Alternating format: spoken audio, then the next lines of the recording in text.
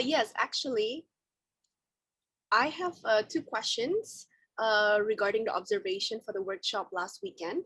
The first one being that I noticed some differences that um, the one who wants to constellate is given a choice to pick a representative or not, or using themselves as a representative. Mm-hmm.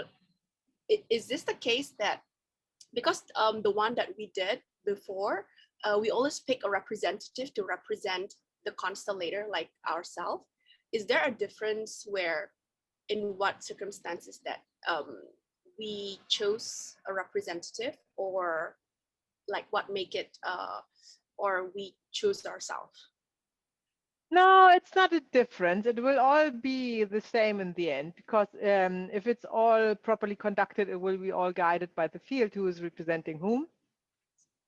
However, it is most, the client, the one who is doing the constellation should always have the choice if they, if they want to choose. So I normally ask them first. Okay. They want to choose. They don't always want to choose. That's first thing. Secondly, yes, they have a choice if they want to represent it for themselves or not. It's very important. Yeah, because many people don't feel ready to represent themselves. They prefer to look at a representative as themselves. However, who is more experienced in family constellation, and especially people on the training, they like to represent themselves most often. I see.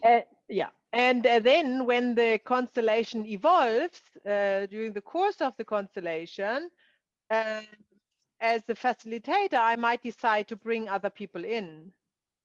Yeah, so that would not be the choice of the client, obviously, because then it's all happening in the field.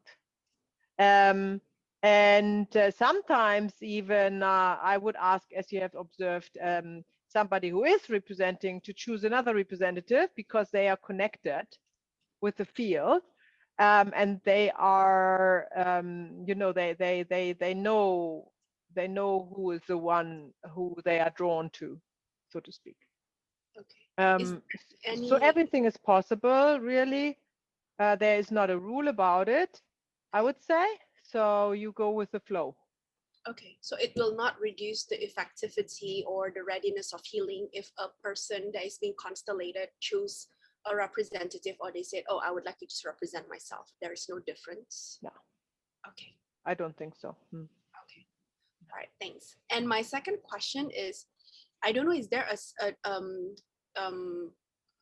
we have a facilitator that do family constellation before, and we notice, I don't know, is it the difference between that the representative in the end, after coming out of the circle, they like pat themselves on the bodies, I never whereas seen that.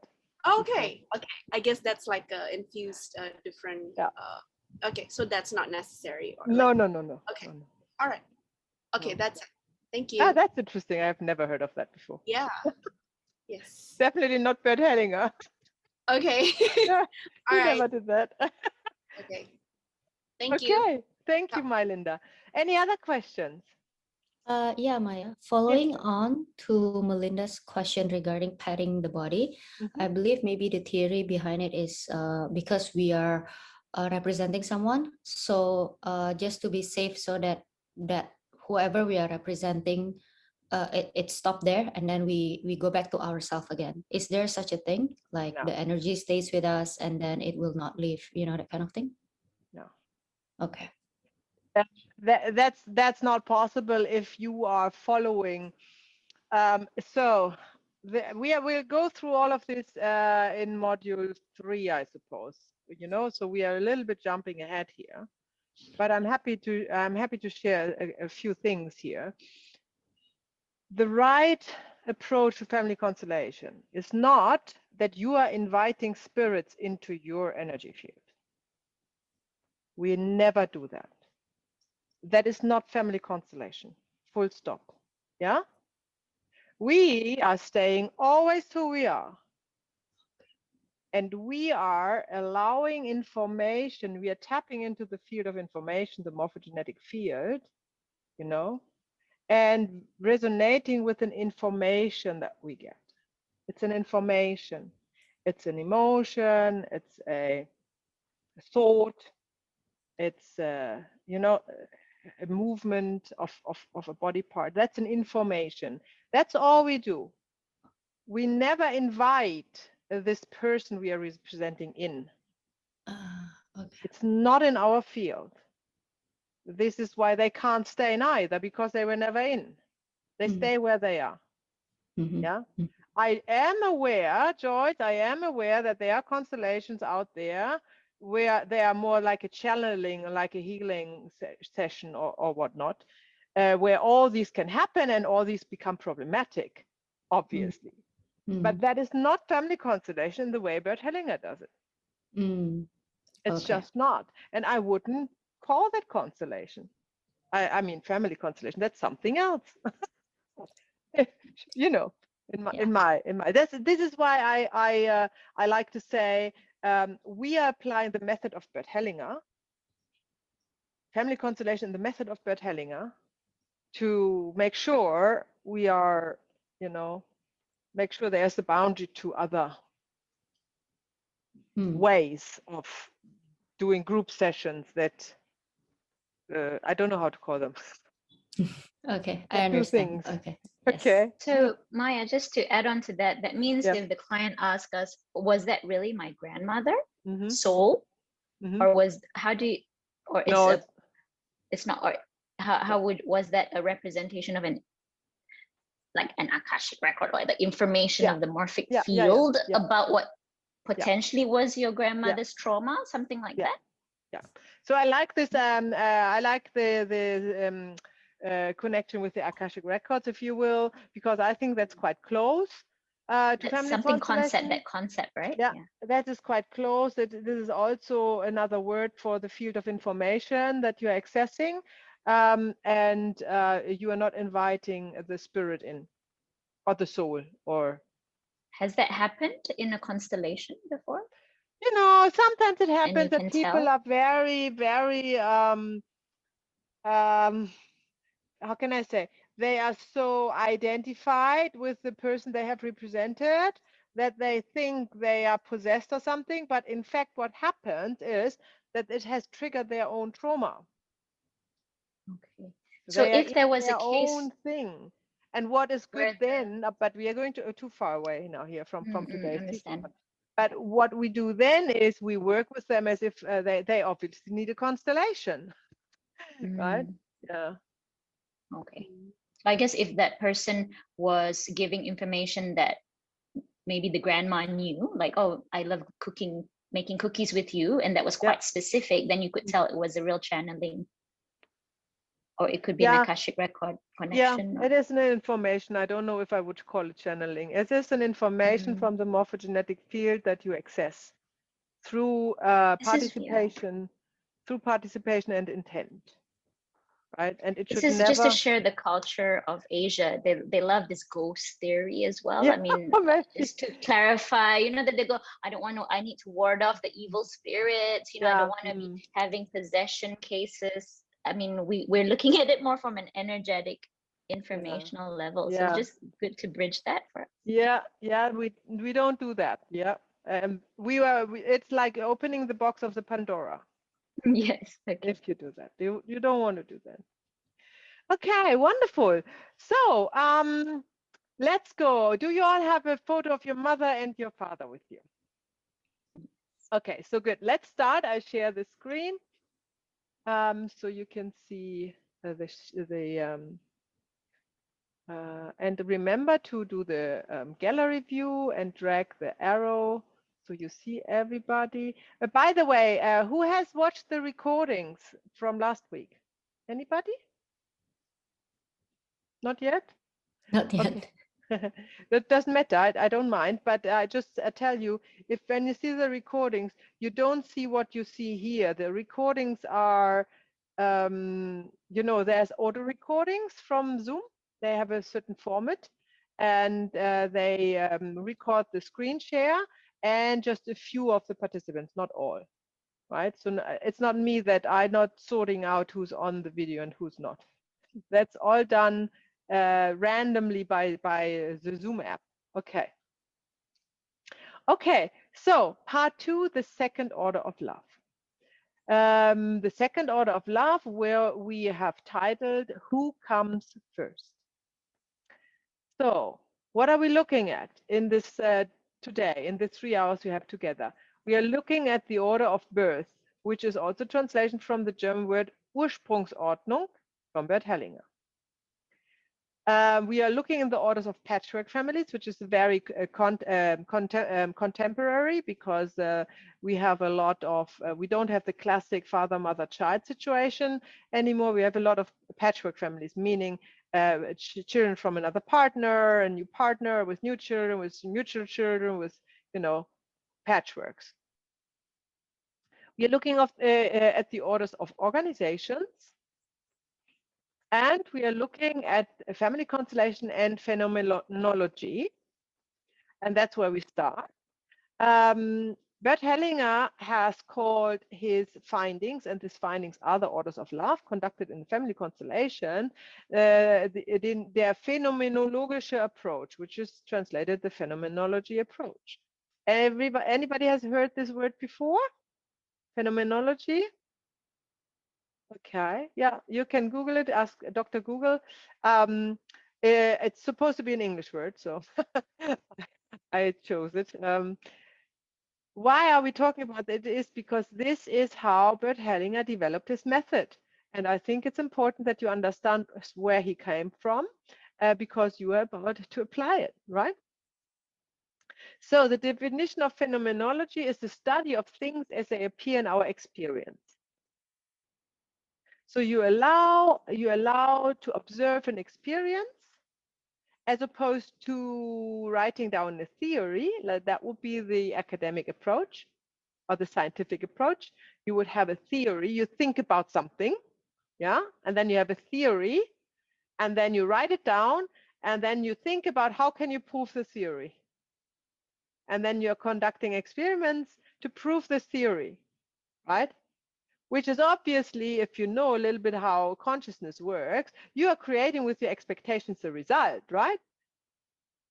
We know that since the quantum physics has discovered this on a scientific level. So in fact, the scientific approach is not scientific at all, if you think about it. However, the phenomenology approach is scientific because it's pure observation.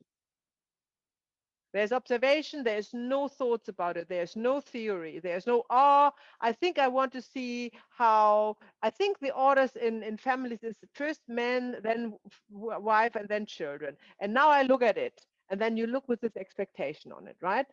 But Bert Hellinger had no expectation. He was looking at what happened, and he was looking and looking and looking, and then he discovered a rule, something came up all the time. And then he formed a theory out of that, out of his experiences and his observations. So that's the difference. So he found similarities in family constellations in the first ones he has conducted, and then he started to form a rule. A rule, for example, who comes first in a family system, and that was beyond any morals, any religion, any mind construct. So it was from the field. It was coming from the experience, from the field. And then he's testing the rule. That's what you do in phenomenology. You test it. Then when you have found a rule, then you think, okay, now I want to see if I do it differently. Yeah, will it still work? And sure enough, it didn't. Yeah. So now he knew what his findings were. He can call a rule, right? Because this is repeated. So and then he wrote down the orders of love, and then he started also to convey them to his students, right? So that was the phenomenology approach. As opposed to the academic or scientific approach, which he hasn't done, would be he sit down, writes a theory down, and then thinks about how he can experience it. right? Which is kind of insane because you have already the outcome from, you know, you or you formalize already the outcome. How is that even possible? But this is what the scientists do. Sometimes they have findings that are accidental. There is actually a term for it. I forgot the terms in English. That is kind of a side effect of a scientific approach when they try to prove a rule or a theory that they have come up with, and then something else happens, and then they say, "Oh, that's a side effect now," or something. Now we follow this line. But that's not the phenomenology approach. The phenomenon is open and observe. And I also encourage you to keep this in mind when you start to do your own work with family constellation, because it is never ending. Every time something new can happen. And through observation, this can form a rule. Yeah. I have just published the latest blog post on the website about the autoimmune diseases, because it just came to me in our last um, in my last session with somebody with an autoimmune disease, that this is actually the rule, that there is guilt, an unseen or hidden feeling of guilt. And that's interesting because it was purely observed, right? I had no idea before. So, but read it and it would be interesting for you, I'm sure. So that was also phenomenology. And this is how we further develop family constellation, because we have new challenges Bert and Hellinger never had.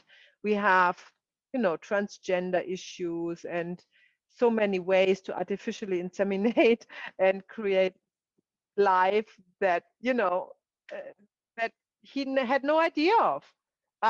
So how do we deal with the orders of love there? Well, we will see, right? We see, we keep an open mind. And also in the workshop, remember, we had, I don't know exactly what it was, because I intend to forget all of this, what happened, because it is in the moment. But I remember that there was a similar issue, and then it didn't was actually the same dynamic. So I said at one point, it is important to understand that just because something was like this before, it doesn't need to be in the next constellation the same.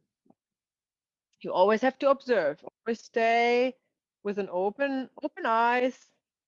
Observe what's right, what's going on here. That's important. Never jump to conclusions. Oh, I've seen that before. That is that and that. Because we are not working with the mind. Right? Our mind plays just a role when we learn it here, but not when we are facilitating. Our mind, you know, is same with the ego. You leave at the door when you step into a room where you facilitate, and you ask also all participants to do the same, because this is not of any good there. Okay, so the orders of birth, that's what we're talking about today. That's the second order of love that Bert Hellinger has observed, and then developed a system out of it.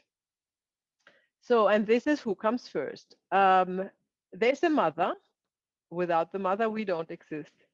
There's the father, obviously. Without the father, we don't exist. And we always talk about the egg and sperm here. Remember, just the physical mother and father, not the persons that brought you up. We have the children, obviously, and there are lots of ways how children are conceived this time and being born. And again, it is only matters who are the blood-related parents and who is the blood-related child. That's what matters to us. Then when we talk about children, we talk about siblings. We talk about adopted children, missing children, and then we come to the next generation, which would be the grandparents, right? They came obviously before mother and father, right? Who comes first? The grandparents came first. And before them, there were the ancestors. So we have always to think, when we think about the second order of love, who comes first? And this is probably a good moment to repeat the first order of love, belonging. Because also in the workshop, I remember there was somebody who was one of you or somebody else talked about the brother-in-law, the brother-in-law Abby, was it you? The brother, Yeah, it was me. what was it again? My brother-in-law has cancer, The brain cancer. brother-in-law. So the Yes. brother of your husband. Yes, correct. Yeah. So when you think about the first order of love, does the brother of your husband belongs to your family system? No. Exactly. No. No. Yeah. Clear So, answer. but Very if good. the So but hang does on, that hang on, mean hang on, we cannot hang on, ask them hang on. about them? Oh, So when you started to talk about your brother-in-law, you might have noticed that I didn't constellate your brother-in-law. We were constellating correct. you. Yes, I noticed. So this is when you obviously we can't and we won't constellate your brother-in-law because he's not part of your family system. First of all, you cannot constellate for anybody else than yourself, right? You can never say, oh, I have a friend and she has problems, now let's constellate for her. That's not how the field works. You need to have your own, you need to be part of the family system. It needs to be your own desire to constellate. The only exemption is parents for children, especially small children, but also when they are older. They can constellate for their children. But that's the only exemption. Other than that, no exemptions, right? So when a client, which was Abby in the workshop, talks about a person which you recognize don't belong, just listen to exactly what this client is saying, right? Because something is about themselves. It's not about the brother, it's about themselves. And then you find out what's about themselves and then you constellate that. Okay. So this is why we learned the first order of love. If we would say, oh, she wants to look at the brother-in-law, okay, let's do the brother-in-law, it would go nowhere. It would completely go astray, right? Would be probably an interesting scene play, but it would not be a family constellation. So you Because targeted my emotion, right? The sadness. You yeah, constellated the sadness. yeah, yeah. So you didn't constellate. Yeah, that's what I saw. Yeah, right. So that's a really good example, and it's great when you're in the workshop. This is why you all need these experiences from the workshops. That's where you see it, how that goes, what you learn. So if somebody says something about a person who is not part of the family system, there are two ways to go about it. You can say, forget about that. I don't take you because what you don't have an issue because you're talking about persons that are part of your system. Or you can find what is actually about themselves. Okay, very good. Okay, so what's next? The mother, of course. So we talk about the mother. First of all, I would like you to introduce your mother to us. Yeah? So I would invite you to hold up a photo from your mother into the camera and briefly talk about your mother. Anything you want to share, really anything. Let's say 5 or so, around about 5 sentences if you can. Yeah? Shall we do that? Okay. Who wants to start, or shall I pick somebody? Talita, do you want to start? So do I show the picture or anything? Yeah, show us the picture. You can either share it in the chat when you have an electronic picture or hold it in the camera if you have a paper. Oh, how about phone? Yeah, let's see how that goes. Yeah, that's a good picture. Yes, very good. Clearly to be Okay. seen. Well, let me turn off my virtual video. Okay. Okay. This is my That's very good. mother. Her name is Inge Setiadi, or Inge Un is her maiden name. Chinese horoscope pig. She's very intelligent. Her and my father met at UGM, which is Indonesia's foremost highest university. And for Chinese Indonesian, it's very hard to get into because back then they limit the number of Chinese. She's very driven, very intelligent. She has a master's in law and had very high standards for her kids. We all had to get at least a master's, and she dedicated her life to ensure her kids were able to succeed in life. Although sometimes with my other siblings, it can seem, and myself, it was a lot of pressure because she was very, like, she just want everyone to do well and to succeed and very perfectionist.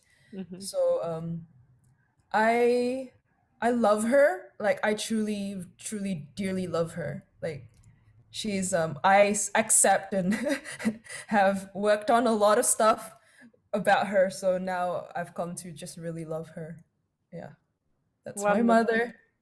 Thank you so much, Talita. Thank you. Lovely to meet your mother. Say me her name again. Inga. Inga. Inga. Yes, Inga. I think it's German. I think German have that Inga. name. Inga. My mother is Inge. My mother is Really? Inge. Yeah. Inga is more Scandinavian with an A, Ah, I right? see. Inga. Yes, yes, yes. Yeah. Thank you. Wonderful. Thank you so much. Who wants to be next?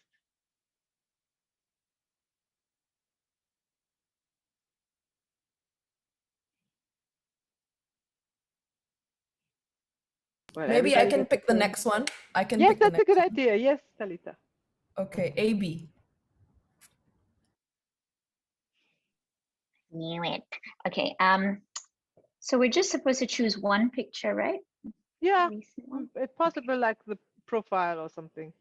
Yeah. Okay. So that's my mom. She's that was just this morning. Her name is Mahiran. Maheran. Yep. She's quite funny, but she's like a comedian, but she doesn't show it. There's a part of her that she wishes to express, but she's brought up in this conservative Muslim society. So she wears a scarf actually. But I think she feels more free just being with her daughters. So she's a housewife. She's 80. So for 80 years old, she's amazing. You know, she tries new things. Um, she she's scared of things, but yet she still wants to learn. That's what I love about her. She loves to learn new Wonderful. And how do you feel about your mother? things. Mixed. I mean, I obviously have a mother issue, but like, I love her so much. It just that we're quite opposites. So it takes, I mean, she's Virgo and I'm Capricorn. So yeah, we're quite practical. We get along with the practical side, but the warmth, um, she needs to be warmed up a lot. And then she opens up. So she has her, I guess I would say her moods, maybe. Yeah. Yeah. So I need to work on opening my heart and accepting her much, much more. I did go through a bit of an abuse with her when I was younger, through her frustration. But yeah, we're working it all out, and I can always speak my truth to her, and she listens. So it's good in that sense. I told her about the abuse. She doesn't even remember it. She's like, oh, sorry. I think I forgot. You know, the sort of thing. So she's very like light and airy sometimes. Yeah, but yet serious and grounded. Yeah. Thank you, Abby. Japanese, by the way. Lovely. Yeah, so she's got that kind of like. Yeah, I can picture that. Anyway, yeah. Yeah, thank you so much. Yeah. I will pick Melinda then. I knew it, Abby. Oh my gosh. When you picked me as a constellator, as your Japanese great grandmother, I was like, oh, I already like, oh my God, here we go. I thought, you know, Abby's gonna pick me. I'm like, and you're right. Okay. So this is a picture of my mother. I don't know if you can see. Can you see? Yeah. Yeah. Yeah. So her name is Wenny, and I'm the eldest in the family. But people say I act like the youngest. I don't know why. She's like the strongest woman I know, and like to the you know, like generous. So I think I really see this kind of what do you call that, Scrooge or whatever. I get Scrooge-ness from the opposite of her, because like she helps everyone, but not everyone help is like, you know, there's this Indonesian saying, dikasih hati minta jantung. means you give a organ and you just want more organs, like, you know. So there are people who like take advantage of her kindness, which I'm like, oh my God, and you can't say anything because they are family. Mm-hmm. In their family. And yeah, so like, you know, even the second degree of family or third degree of family, like she helps all of them. So which I'm like, oh my God, like they're not your responsibility, like, you know. So I have this kind of like, wow, you're so strong. But on the other hand, it's like, oh my God, you have to like rescue everybody, like, you know, sometimes it just kind of like, isn't it tiring, you know? So that kind of you know, like, don't be too kind, kind of like, you know, Is that your concern about your mother? yeah, exactly. Mhm. And like, you know, that kind of thing. And you got so many burden here, but then again, it's her life, her choice. So that's why I yeah, like, I mean, like everyone here, I'm sure, like we love our mothers, but we have that side of like, oh my God, I wish you could just a little bit more, you know. That's where we learn and grow as a parent and children. So yeah, I was like, wow, I just realized that I put my mom on a pedestal, but yet like, wow, I don't know if I can feel half her shoes, you know, like her generosity, her kindness, her like this warrior kind of like, you know, I can do everything kind of like mentality. Yeah, so in a nutshell, that's my mom. Thank you very much, my Yeah. Linda. Thank Yeah. you. Who's next?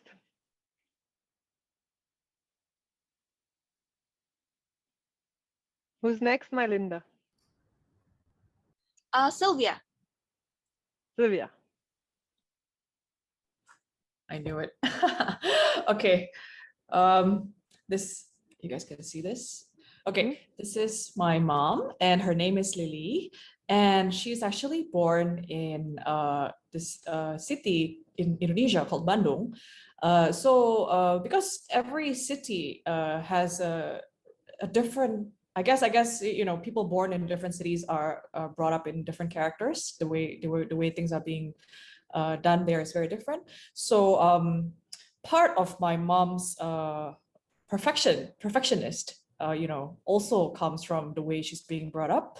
And also, yes, she is the strongest person I ever know. Yes, the strongest mom, you know, anyone could ever have. Yes, she is driven. And as I realized, as we evolve, you know, as we grow, then, you know, you become, when you are not a mother, then when you take on this mother role, and then you start understanding why, you know, you have to do it all, you know. So I start to understand her more and more,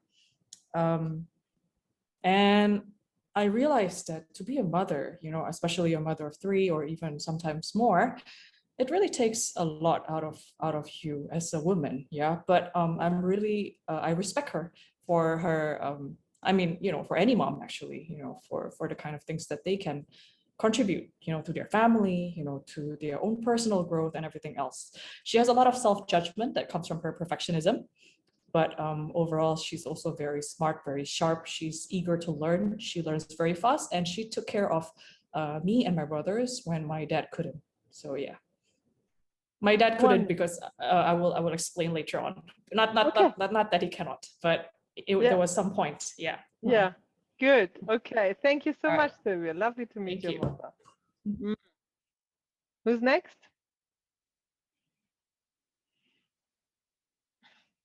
Joyce.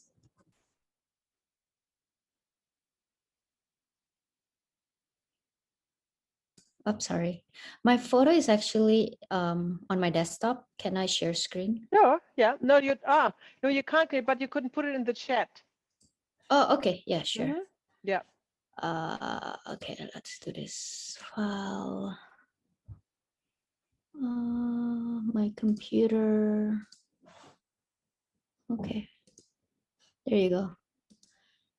I can only find a picture of our family actually. So, but my mom is next to my dad. Okay. So while the photo is uploading, my mom is very strong. I find that she's a lot stronger than I realized, because after losing a son and her husband, and to be able to be where she is right now, I realized how strong of a woman she is. She's also a very perfectionist person. So, like when we take a family picture, it has to be a certain way. And she just like, she's always very disappointed in the picture because she always feel like it's not perfect. And she's also very protective of her family, especially her grandchildren. So she just cannot stand to see them cry or, or to see them like not according to the standard of how she thinks happy children should be. And one thing that I noticed about her is that she also feels very, there's that insecurity within her that I feel like I get from her, because she always feel like she's not good enough. She's always comparing herself to other people. And I noticed this as early as I can remember, even when I was young. I can see that, she's always comparing her daughters to other daughters, and she's comparing herself to other moms, especially working moms. So she always feel like career woman is a lot smarter and a lot more capable than housewives, and she is a housewife. So even if I told her like, she's a very capable woman and she is super, super talented, she would never believe it coming from her family. And the one thing I noticed was that she's building a new house, but like when my uncle asked her how's the new house coming along, she would say like, well, I hope it doesn't disappoint you. So that came as a shock for me. I'm like, why would he be disappointed on your new house, And yeah, so that's her in a nutshell. And I feel like sometimes when I describe her, I describe myself. So That's very good, Joyce. Very good. yeah. I don't see the photo though. And here she comes. Yay. Okay. Let's see it. Take a little while before we let you go. We Yes. want to have a look at your mom and acknowledge her to be with us today. So everybody's mom is still alive, yeah? Is that the case? Yes. Mine is. Right. Still uploading.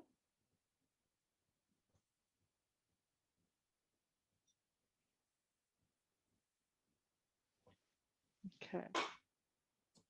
Aha. So here I can see you, Joyce, and your mother. You look very similar. Yeah, that's all they say. So similar. No wonder that you think you talk about yourself. Yes. Wonderful. Very, very good. Very good. Yeah. Thank you, So, Joyce. Who's next? okay, Joy.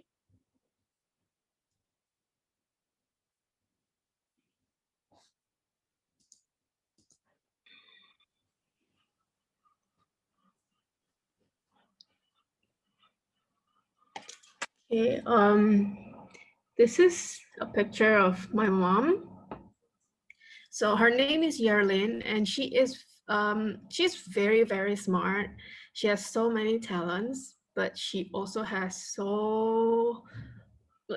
she sets a very high standard on herself and on others.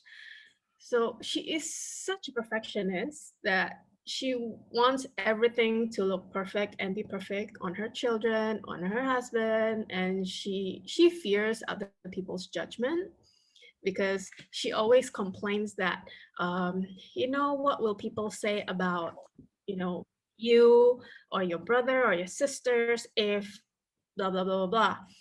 But I always tell her, Mom, I don't care what people say, because it's their judgment. Why you care so much about other people's opinion? And she's like, what will people say? It's a family reputation and all that. Oh, and by the way, she went to the same university as Talita's mom. Yeah, they're crazy. High performance ladies. Yeah, yeah. Very perfectionist, very smart. And sometimes I ask her, Mom, why don't you become a doctor, or because or like take a business major? Why were you French major when you were in university and things like that? And she just say, because your grandparents didn't have money, so I have to pick the major that doesn't cost much. I'm like, okay. So she has that insecurity from her childhood that, you know, she fears that people see her as poor. So she wants us to look prim and proper. She wants us to look good. So, you know, it was tiring for me when I was, you know, when I didn't know what to do with myself and I was still lost. But when I found myself and become myself, because she likes to control, so she feels that she lost control of me, and she, you know, our relationship is pretty, you know, it's pretty up and down. And yeah, because she is very headstrong, very stubborn, I'm also stubborn. So, you know, I try to understand her, but she always very high opinion of, basically, of herself, that she's always right, that nobody's right. So whatever I say, she will never listen. So I'm just like, okay, whatever you say, but I'm just doing my way. So yeah, and she is basically, she likes everything to be perfect, and she likes to take care of the house and everything, that to the point when I was married, my mother-in-law was asking what to my husband, why is it that your wife doesn't know how to do anything? And my husband seemed like, well, because the mom always take care of everything at, you know, at the house, and none of the kids have to lift a finger. And I just laughed, man, actually, you know, when he told me that. So yeah, because to be honest, she is amazing at how organized she is when she runs the household. It's like she just she is, I don't know how she did it, but yeah, I mean, she is amazing. But yeah, she has her own plus and minuses. Yeah, Thank that's my you. mom. Thank you, Joy. Who's next? Robin. Okay. Hello. Hold on, let me just open my space here. Okay, mother. Yes, this is my mother. Sorry, can you see this? Yes, lovely. Yes, Thank you.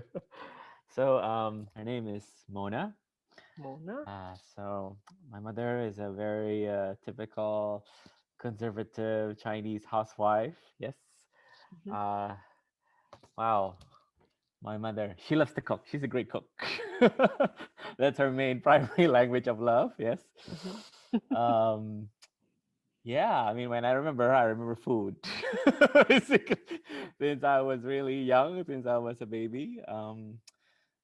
What I call a perfectionist, not really. Yeah, but she's very strong. She tends to keep things to herself. You know, she's not very emotionally expressive.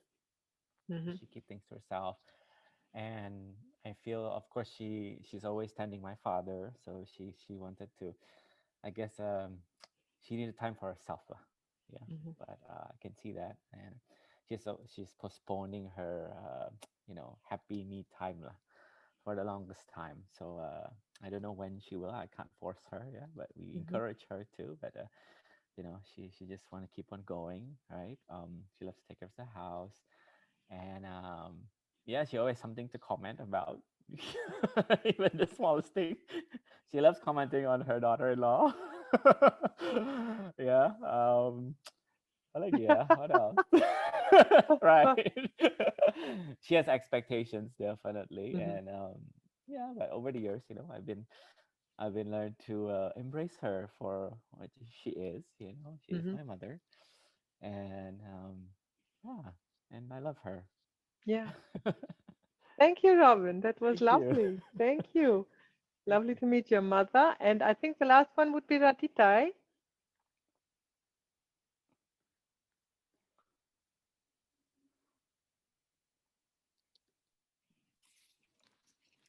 Hi Maya, hi everyone. Hi. Yeah, this is my mother. Oh, Yes, she's 86 years now. 86. And for me, my mother is,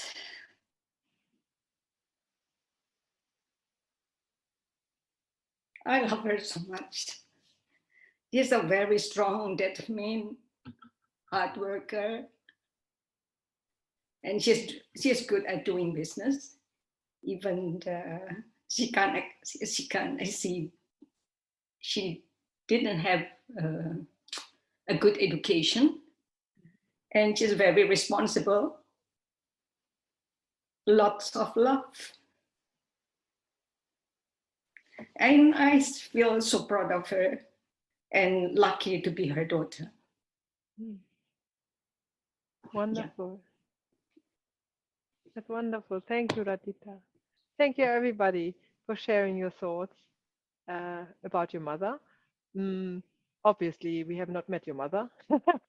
We have met your judgment about your mother, other than Radhika. But that's normal. That's how we are. You know, this is what we are. This is how we see the world. We see the world from our own eyes, and not from the eyes of our mothers, obviously. So, yes, you're right. You're not, I see the chat. It's no coincidence that you all have strong mothers. You know why? Because you are also doing something unusual that needs strength, you know. And where do you have it from? From your mothers. Right? It's amazing.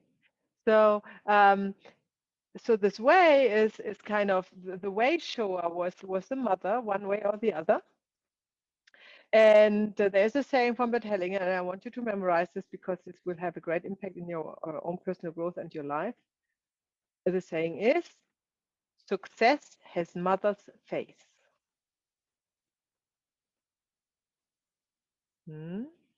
Success has mother's face. Meaning,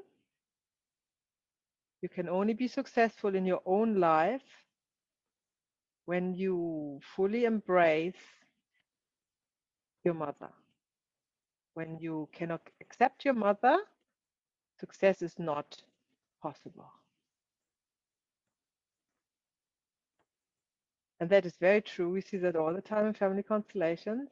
And they come back to the last workshop with the last one, with the partnership, with this, with the young woman with the partnership, where in fact the need was towards the mother, not the partner, right? And with taking in the mother fully as she is, and not our perception about her, the way is open for a successful relationship, for example, but also for a successful business, for a successful career, for success with own children, for having own children, for like literally everything where you can possibly be successful in. The way is open through our mothers. Still so important. She is so important to us. And this is why in family constellation, we always have 9 out of 10 constellations. It's about the mother. And it will never end. It will always be like this. This is the importance of the mother. Because the mother is where our life comes from, where everything comes from. Right?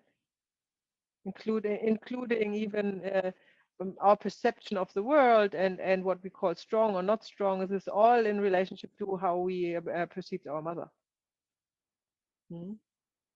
Super interesting.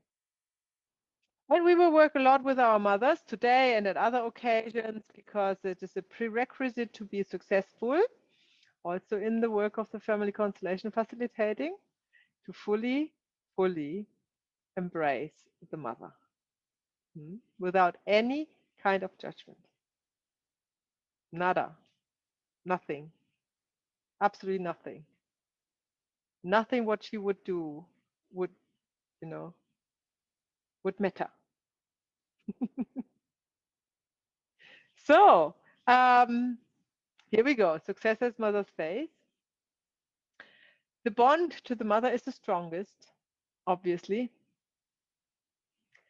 The bond to the mother is the strongest because this is where our life comes from. And this is who we are nourished, surviving. And you see that when we work in family constellations, what we call the interrupted movement towards the mother, which we'll have a separate day to talk about in module 4, how difficult it is to make the first move towards the mother sometimes and get out of the resentment about what is good or bad about the mother, for example. These kinds of judgments are hindering the way to the mother, like, to the heart. That's what I'm talking about. So the expectations to our mother is very important to understand. We have a picture in our head of what a good mother looks like, isn't it? Kind of. There's a picture somehow, the mother needs to do this or that, or be there or not there, or provide that or not provide that. There is expectations, and these expectations, and everybody has that until you work with them. And these expectations, or you are lucky and you just don't have them, which is not very often. And these expectations are in the way towards the mother. And this is in our own way, and you will see that it's in the way of the success of the client. And it's the expectation. So now the truth is about the mother. She can do whatever she wants. She can say whatever she wants. She's still the mother, right?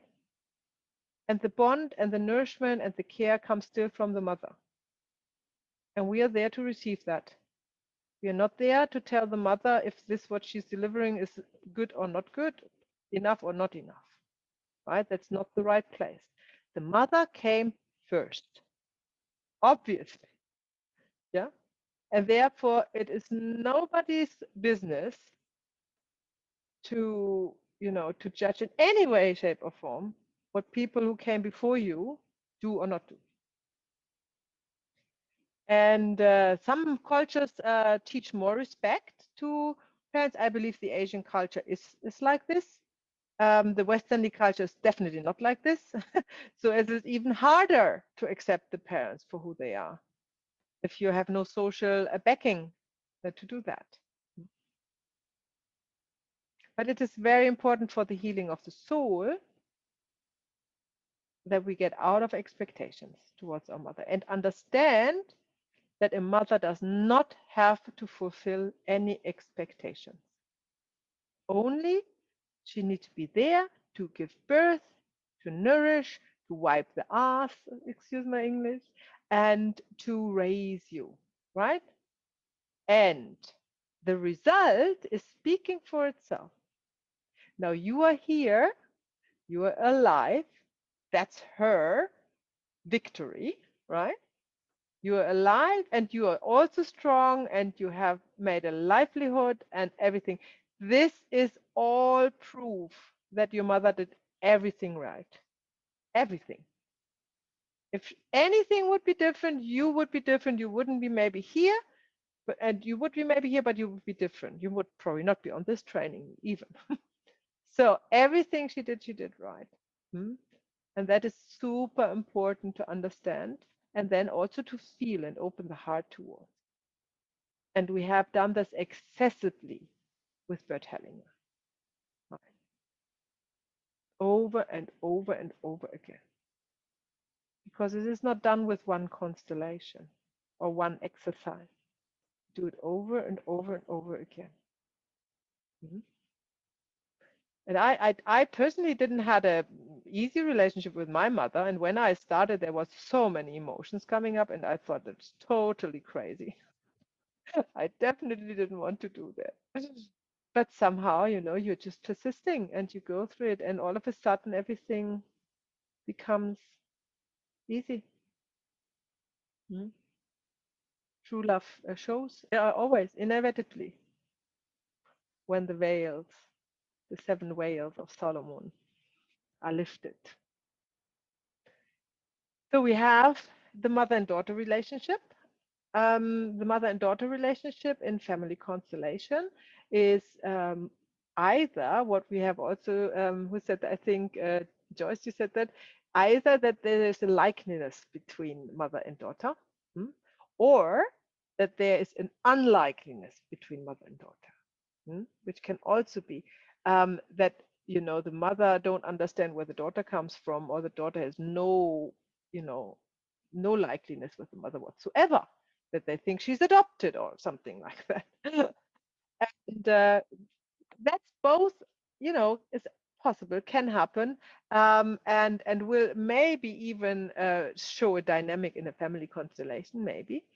And it's lovely how you actually can see that if you look at somebody and you see the mother, right? You see the photo of the mother.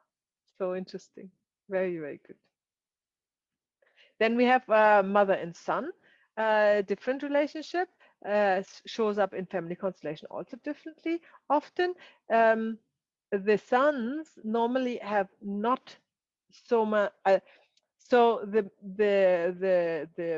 boys have, for some reason, less expectations and resentments against the mother. That's interesting. I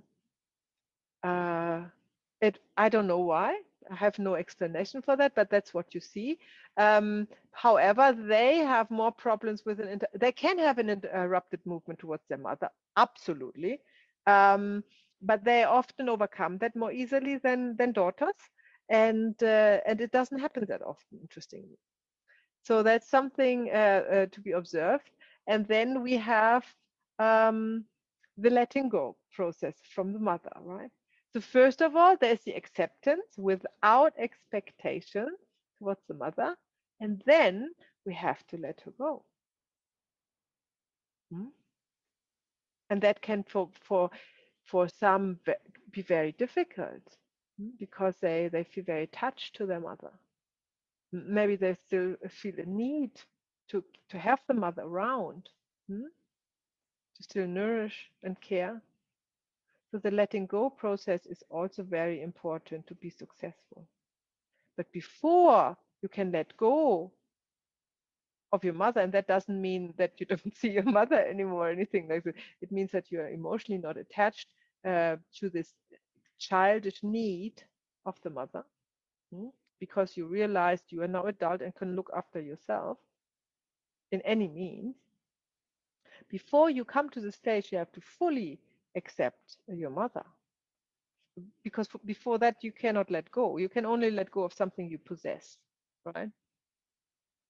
So there's a lovely saying, I think it's from Eckhart Tolle. Who knows Eckhart Tolle? Yeah, great. There's this lovely saying. He said, before you, of course, he's German as well, so I know it in German. But anyhow, he also speaks English. He says, before you can, if you think of letting go, it's like having a hot potato. No, you cannot let a hot potato go before you not have it in your hand and feel it burning. And then you let it go just by opening your hand, and then the hot potato will fall out. And that's a very good picture in relationships. So before we can end a relationship or go our own way, in a good way, in a full way, where the heart is full and there is gratitude and love and everything else, right? We must before accept the person completely, 100%.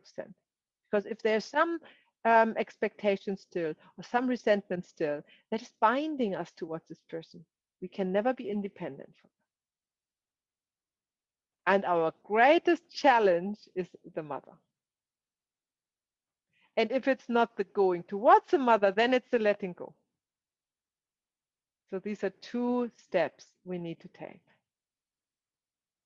And then, we have a beautiful relationship with our mother. May she be alive or passed on already, that doesn't matter really. And it will still be the relationship of a child to the mother, but not of a needy child.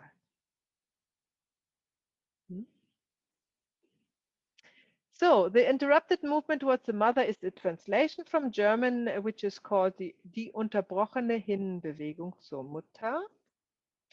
That is how Bert Hellinger, very clumsy, has titled this very important trauma that children can and will go through often when there was a time when they were in need, say between birth and 3-4 years old, and the mother wasn't there for some reason, right?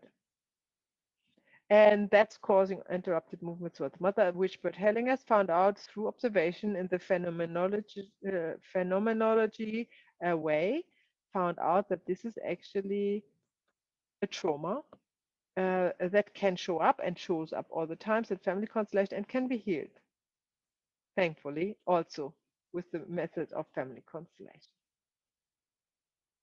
There is also an interrupted movement towards the father, but this is not so often because obviously small children do not depend on the father like they depend on the mother. So, so it is much more often towards the mother.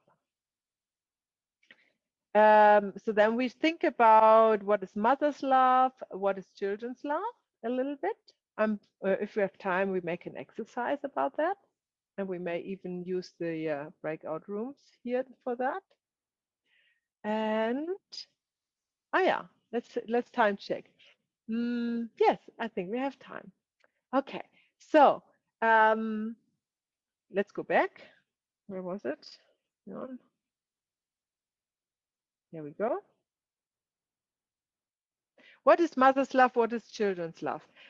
We make an exercise. I will make breakout rooms here. Let's say how much? 8. So we will be in pairs. So I make 4 breakout rooms, and I will assign you randomly. Yeah.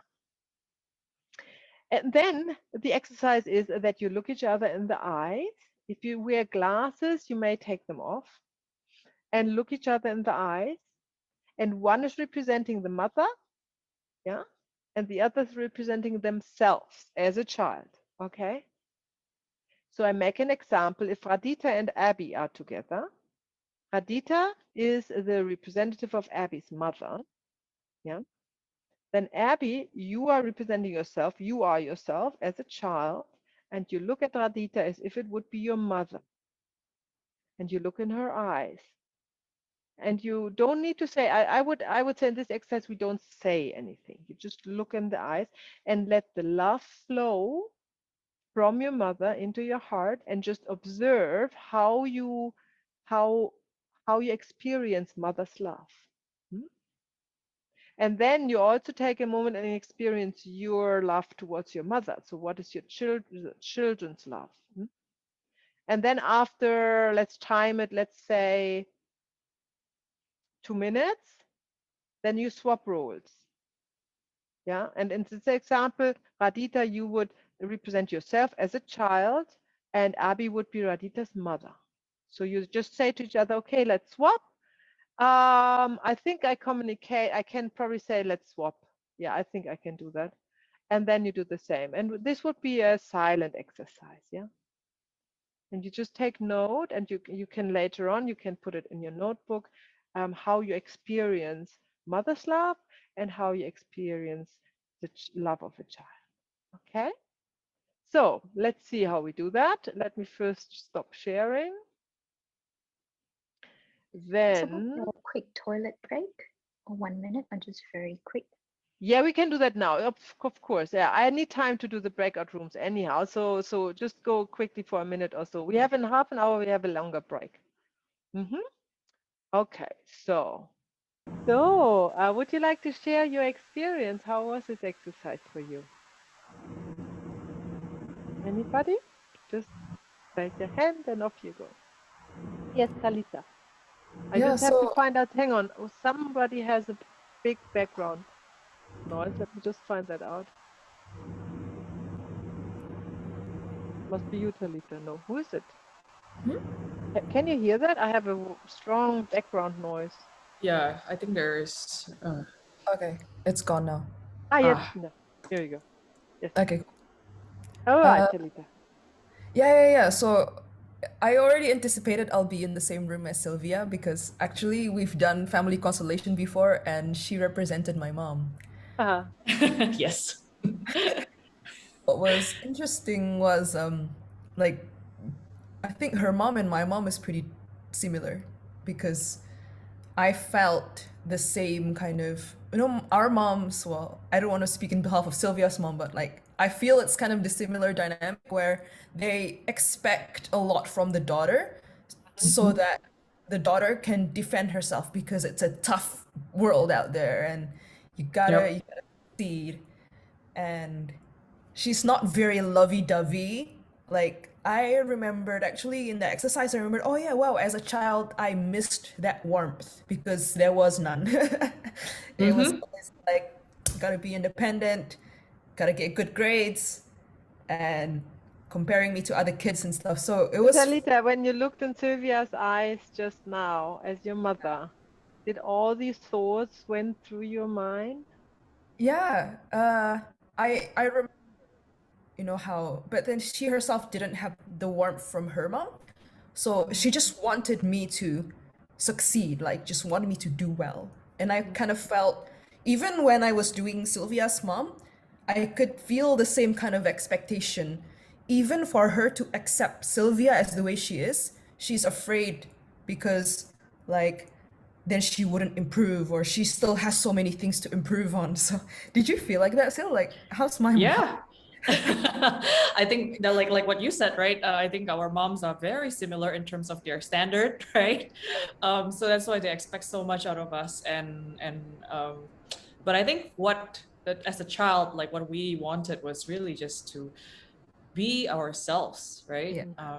And that's at the end of the day, that's it, you know. And sometimes the mom also felt misunderstood because they actually wanted the best for us, and yet the child, how come is cannot catch up to this standard? That's true. But actually, the love is there, right, from both ends, the mom and the child. So Yeah, there's just like this fear. There's like this love here, but then there's like this fear, and you kind of have to like breathe to. I was like, hey, this is supposed to show the love. Like, where's the love? I had to kind This of. is what we have to find. See, Talita, that's true. Yeah. You have to go through this fear just to see only the love, right? Warmth or not warmth. Warmth, what is warmth? You know, it is the love. The love can be warm or cold. I don't know, but it doesn't feel like anything really. It's love. It's just the feeling of love. This love that is flowing. Yeah, and that's what you want to show after a lot of these exercises. Great. Thank you very much for the feedback. Yay. thank you. Anybody else? Yes, Joy. Joy? So in the room, it felt when I look into Abby, it felt, you know, how my mom is, she always criticized me, but that's her language of love, because she wants me to be the best. She wants, you know, basically she wants everything to be the best. She cares. That's why, you know, because she has high standards and she wants me to fulfill her standards, and because that's the way she cares. That's how she sees, you know, if you can be the best, that's how you can succeed. That's how you can be perfect.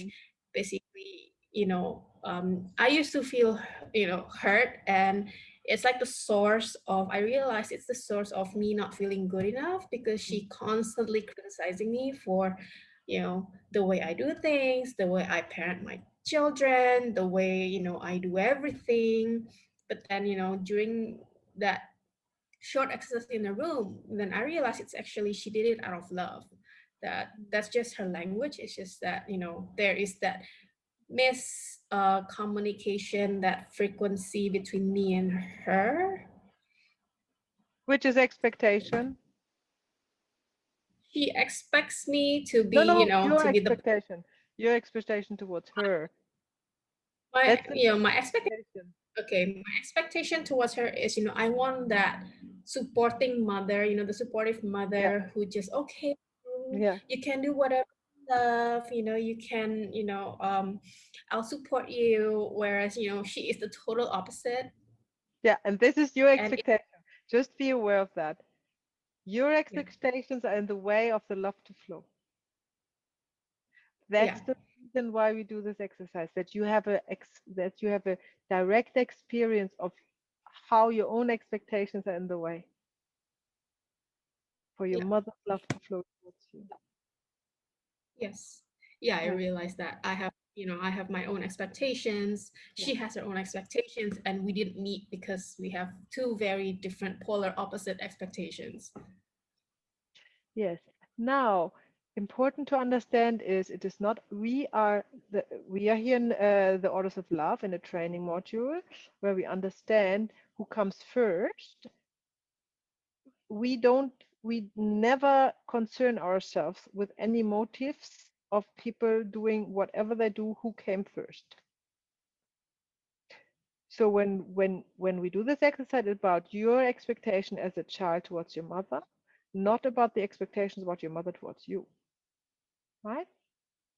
Because her expectations are not your concern. No? She can do whatever she wants, so to speak. Yeah. Right? She can think whatever she wants. And also we don't know her expectations because we are interpreting it, obviously. From standpoint. That's another thing. So we will only experience our own expectations towards the mother and how they are in the way to receive the pure mother's love beyond expectations, right? That's very good. So that's why we do this and we won't do that for the last time. That's for sure. Thank you for sharing, Joyce. Very good. Joyce. So when I do the exercise, first I was the child and I can feel the mother's love and I can see it in her eyes, but I cannot get rid of this feeling of being insecure, like I don't trust. I feel, not that I don't trust, but I feel small and incapable. So there is that fear of whether I'm going to be okay or not, kind of thing. But although I can feel the mother's love.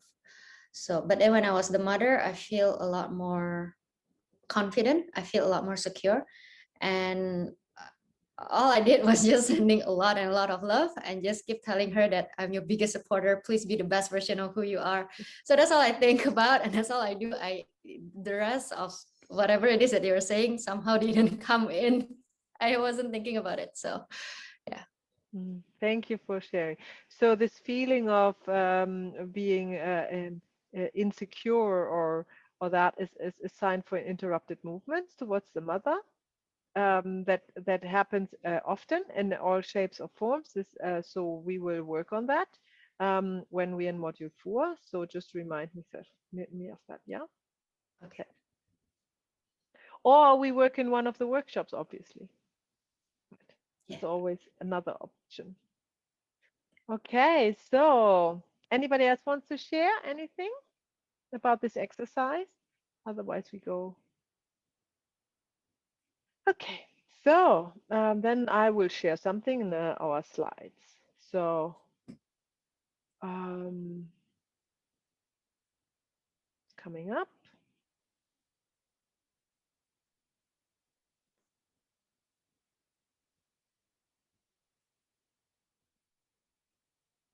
So that was our exercise. And the next one would be the father. So our break is in about 10 minutes. So I think we start to introduce the father and we may take a break in between. We see how it goes. Yeah. So please have a father. You pick the picture of your father ready. And I start with the first one. Who was last? Radita, you are first now. Introducing your father to us, please.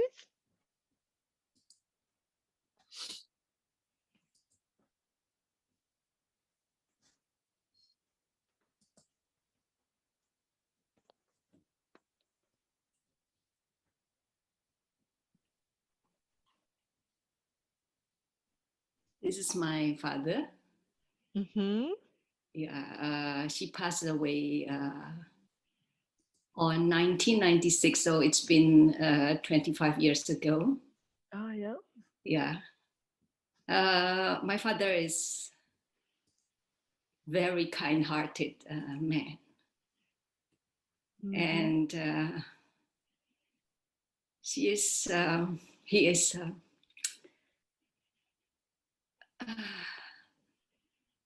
And what in my memory, I just feel that he loves me so much. Mm-hmm. And yeah.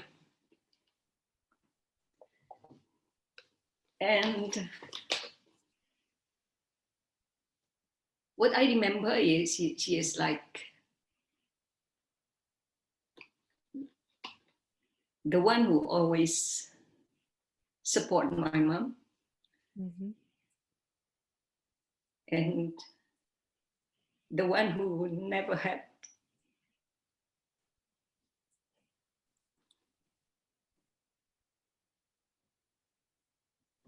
how should I say, never had a lot of things to, never had a lot of expectation from us as the children, as his children. I only have one memory that she loved us so much. How did he pass away? He had a cirrhosis, A what? liver cancer. Ah, mhm. Yes.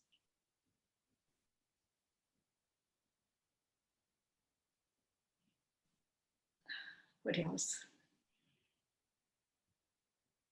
Oh, that's enough. He Thank you also very a much. hard worker. He also hard worker.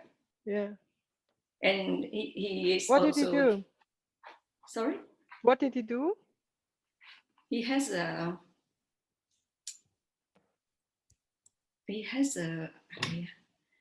aku tolong dibantu. Papaku tuh punya pabrik mie, apa bikin mie begitu. Apa ya? Little factory. Noodle factory. Yeah. Little Huh. factory. Yes.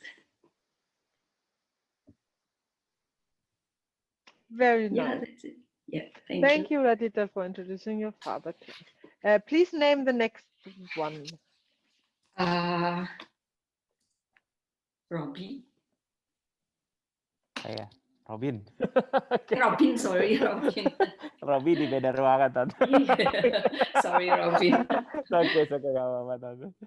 Yes, okay, thank you tante. Okay, this is my father. Hold on, everyone see? Mhm. Yes, his name is Henry. Okay, my father is a lot older, of course, now, but I always know him as a very fierce, galak ya, galak tuh apa ya? Fierce ya, I guess. Fierce. He's oh sorry, I opened my mask. So he rules it an iron fist, right? So when he was really young, so when he walks into the office, everyone would just stop whatever they're doing, let him pass. That's how fierce he is. And so, you know, if something comes up from his mouth, just get ready to be fired. That's all. Yeah. So he helps in his family business. We're in retail, and he likes to. So his specialty is to, yeah, you know, dealing with people. You know, if naughty people, you know, he get rid of them. You know, get rid of the bad guys, and I guess how I feel about him is he's a very resilient man. So he had his moments. He fell. And he got himself back up again. I'm really proud of him. And yeah, he's very strong. Nice. Thank you, Robert. Nice to meet your father. What was his name again? Henry. Henry. Henry. Yeah. Okay, please name the next one. Let's see. I pick Talita. So funny. I could almost just know it. It's my turn again. Okay. So this is my dad. His name is Antonius, and that's his usual pose for everything. Yeah, I see now. Yeah, the thumb. Yeah. Yeah. So everything I am is because of him. And he's my biggest inspiration, my business mentor, my career guide, and I like I feel our connection is so close. You know how there's people in your life that you just never have conflicts with? Yeah. Yeah, that's him. Yeah. We're just like this. Mhm. Even though he was a disciplinarian, very traditional, very valued, very principled, a very religious Catholic man, but he is also open-minded and he's into technology, into breakthroughs, into being a spearhead and being an entrepreneur. So I'm an entrepreneur too. So when we talk, it's like our ideas are just like ta, ta, ta, ta, and then we can envision something so great together. And I would not have been able to be where I am today without him. He's not the type to be too involved. Like he's quite aloof and disconnected as a father. So we have to be the one that message him or like reach out. That's But perfect. That's in the order. oh, okay. But when he's with me or when he's with his children, he's there. And that's what I have such dear memories of sitting next to the fish pond with this amazing man, and I love him so much. Wonderful. Antonius. What's he doing and what's the profession or the business? So he's a serial entrepreneur, so he has many different things. He's a nickel miner, so I don't agree with the family business, and that's why I'm doing my own business. But yeah, Wonderful. okay, Very good. thank you. Joyce. Well, you have my picture of my father. It's already in there together with my mom. I lost my dad in 2016. That was how I started this journey. My dad is he's self-made. He is a very successful entrepreneur. I feel that he changed when his son passed away. I think there So, was a your sadness. brother? In the Yeah, picture? my brother. Yes. Oh no, that in the picture, that's my husband. Oh, So that's in your that picture, yeah, in that picture, when I was married, when I have my kid and my husband, my son, my brother passed away before that in 2009. Yeah. So my dad is because he's self-made, and so he's a very realistic man. He doesn't mince on his word. He said it as it is. He doesn't sugarcoat it. He used to be very impatient and very temperamental, even even at the very last point of his life, he's still like that. But at the same time, a lot of people respect him and love him because they can feel his love. So even though sometimes he doesn't sugarcoat his words, but they can feel his love from how he do things and how he care for his employees and how he cares for his sisters and his mom. So a lot of people respect him for that, for being very authentic. And he doesn't really say I love you a lot, but he just show it by his actions. Wonderful. Yep, that's about it. Thank you very much, Joyce. Thank you. How did your brother pass away? Oh yeah. To be honest, until now, I don't know how he passed away. So one night I saw him. I mean, we had dinner one time, and then he went out with his friends. You know, him being young, 20 something, he went drinking and everything. He came back home because he drove on his own, and he came back home, and the car was parked in the garage, all fine. But the next morning, I found him in front of my house, already not living. He was like just lying on the ground with his head bleeding. And it was my maid who woke me up and my sister up. Now we have to go down and we check on him, and by then his body was already cold. And so we had to go up, and then we woke my dad and my mom up. and then we rushed him to the hospital. But at that time I knew it was too late. I mean, his body was really cold. So you found him. we found him, yeah. My maid found him and then woke me and my sister up. Oh, okay. So I think he passed away around 3 or 4 in the morning. We woke up at around 7. Okay. And nobody knew why. No, we did an investigation. We called the police and everything, but it wasn't a very it wasn't, to be honest, the investigation was also already very botched because at the time we were panicking and we were traumatic and we didn't want to see the blood and we didn't want to see you know the evidence anymore, I guess. So we didn't think clearly. We cleaned up everything before the police came. I guess at that time, my dad had a heart attack, and so we had to rush him to the hospital, and then we have to rush him to Singapore because his cardiologist was in Singapore. So yeah, everything was a bit of a mess. Yeah. Yeah. We did try to find the answer. I mean, we did go to, I don't know, people who apparently supposedly can see spirit, people who can see the future, whatnot. But no, I don't think we have any clear indication what happened to him. Okay. Well, we might work with it over the course of the training. We see what comes up. Thank you for sharing, Joy. Thank you. Who's next? We Sylvia? just missed somebody. Hang on. Who just left? Somebody just left. Who are we missing? Where is I?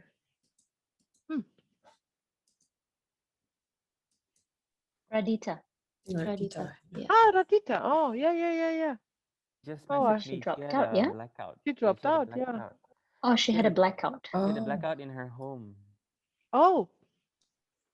Oh, so no Wi-Fi. Okay, wait. Maybe can Oh, use okay. T3. All right. Hold on. Well, we have the recording, so maybe she comes back as well. Right. So, Joyce, please name the next one. Sylvia. And before we let Sylvia introduce the father, we have a break. So Okay. we take our 10 minutes. It's 9:05 here, and I see in 10 more minutes, 1:15. See ya.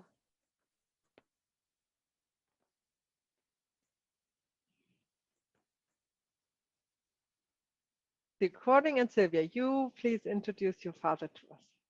Okay. Here we go. Okay, can you see? Okay. Yes. Okay.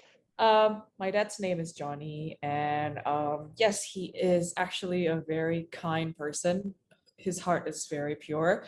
He always wants to help people, sometimes to the point where people actually take it for granted. He tries his best to do everything that in his power, and to the point also that he absorbs everything for everyone. And he carries that burden himself, basically. He's the type who never gives up. And he also is very, has the filial piety for the family. Yeah. The sense of filial piety is very strong with him for the family. Yes. And we are who we are, me, my brothers, everyone in the family, because of him, right? And at one point I realized that, I didn't like what's happening, but now as how we evolve in the future, I start to realize and I start to understand that, whatever that happens in our family or in anybody's family is for our own growth, soul growth and learning. So that's why I really appreciate and I really love him for, being who he is, being around, nurturing all of us, the family. So yeah. Wonderful. Thank you. Thank you, Sylvia. Lovely to meet your father. Thank you. Who is next? Joy?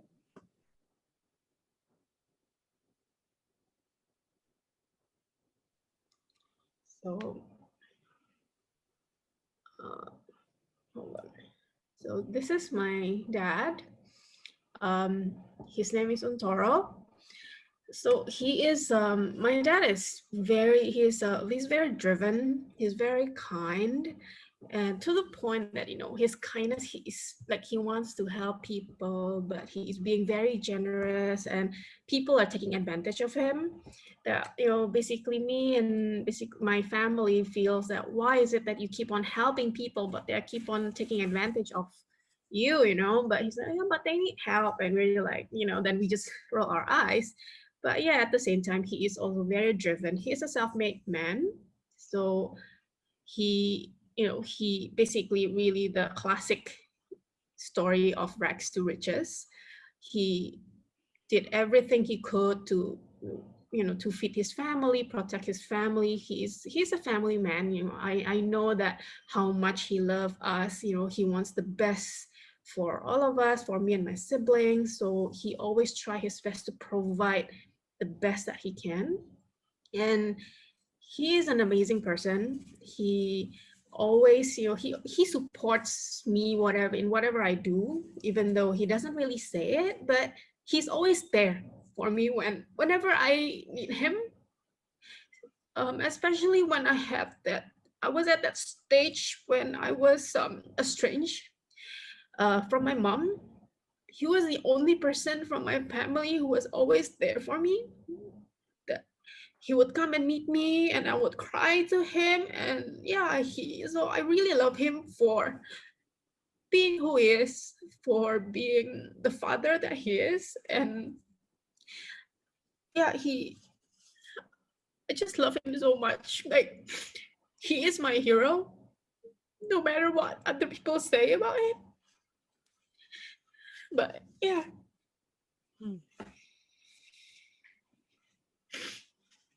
Thank you, Joy. I can see the little girl who needs a daddy. Mm. Mm. Yeah. Very, very good. Lovely to meet your dad. The next one would be Abby. Thanks, Joy. So this is my dad. Can everyone see it? Yeah.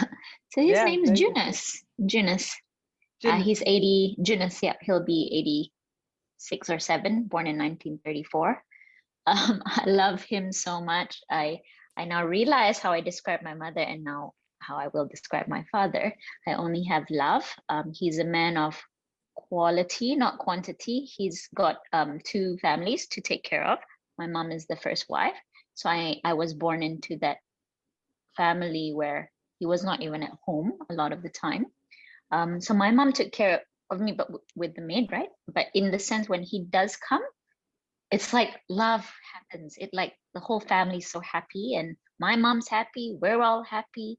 So he's actually like brings that love together.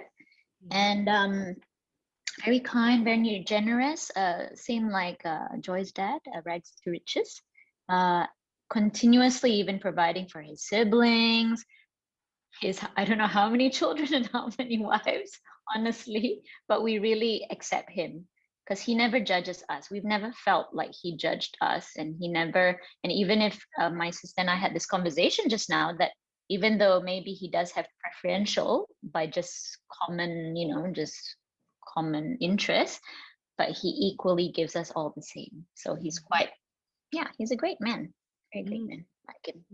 I like him. I like and I love. So it's a very big difference. There is, yeah. Yeah, both. I like and love him a lot. Nice, thank you, Abby, for you. introducing your dad. Who's next? Sorry. I will choose. Redita's done, right? Melinda. Again, my go-to. I knew it, Abby. Oh my god, seriously. Okay, this is my dad. That's my dad. Yep. Yes, his name is Robert. Yes. And I love him to death. It's like my dad is a family man. So I can't say much as a husband. He's like quite exemplary, right? He has he have like a child outside his wedlock. Like one, I have like half sibling. It's very complicated. And but as a father, like wow, he is like, if I were to be reincarnated again, I want him to be my dad over and over again, because he's that loving. He is that he had zero expectation of me. I remember growing up in school, all he did was like when I studied so late at night, he would come to my room and like switch off the light, and it's like, oh, lights off. You know, your health is the most important thing. I don't care if you get good grades or bad grades. I just want you to be healthy. Like he had very little expectation of me. That's what I love about my father. And yeah, I mean,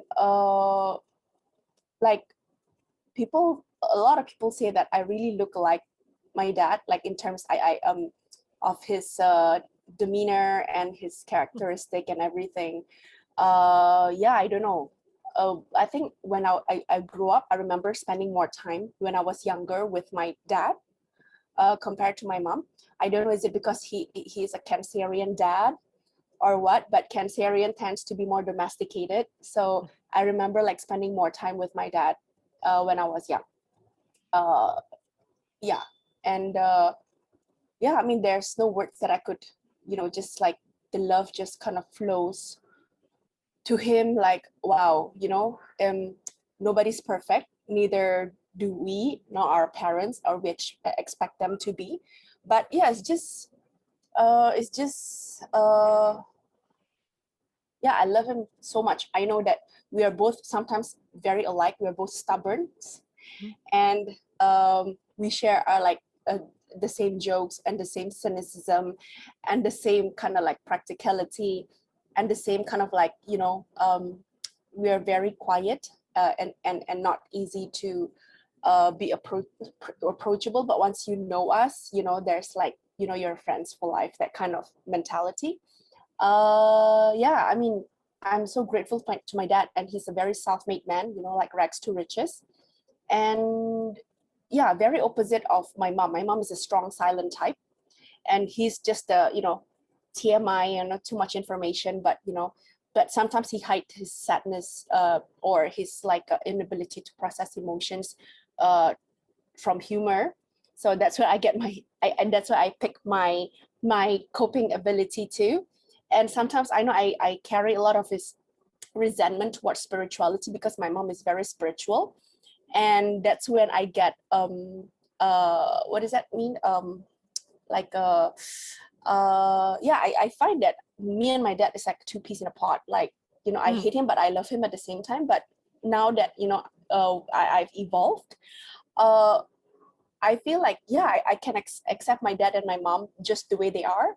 And really, through family constellation and understanding them, I could navigate a lot of the taboo topics easier during family dinners than just tiptoeing around, kind of like, so how's the weather conversation, much more easily, and not mistook his kind of like opposition or his disagreement as like, oh, you don't support me, you don't love me, but seeing from his eyes that, wow, he really loves me. Because, you know, oh, I have a same-sex partner for 20 years, and I know he has always been at every family like every family dinner like since 2 years ago. He was like, when are you gonna get married, when are you gonna get married? You know, it's, you know, as a, if I don't understand this, I would mistake, oh my god, why don't you accept me the way I am, or my partner, you know, 20 years.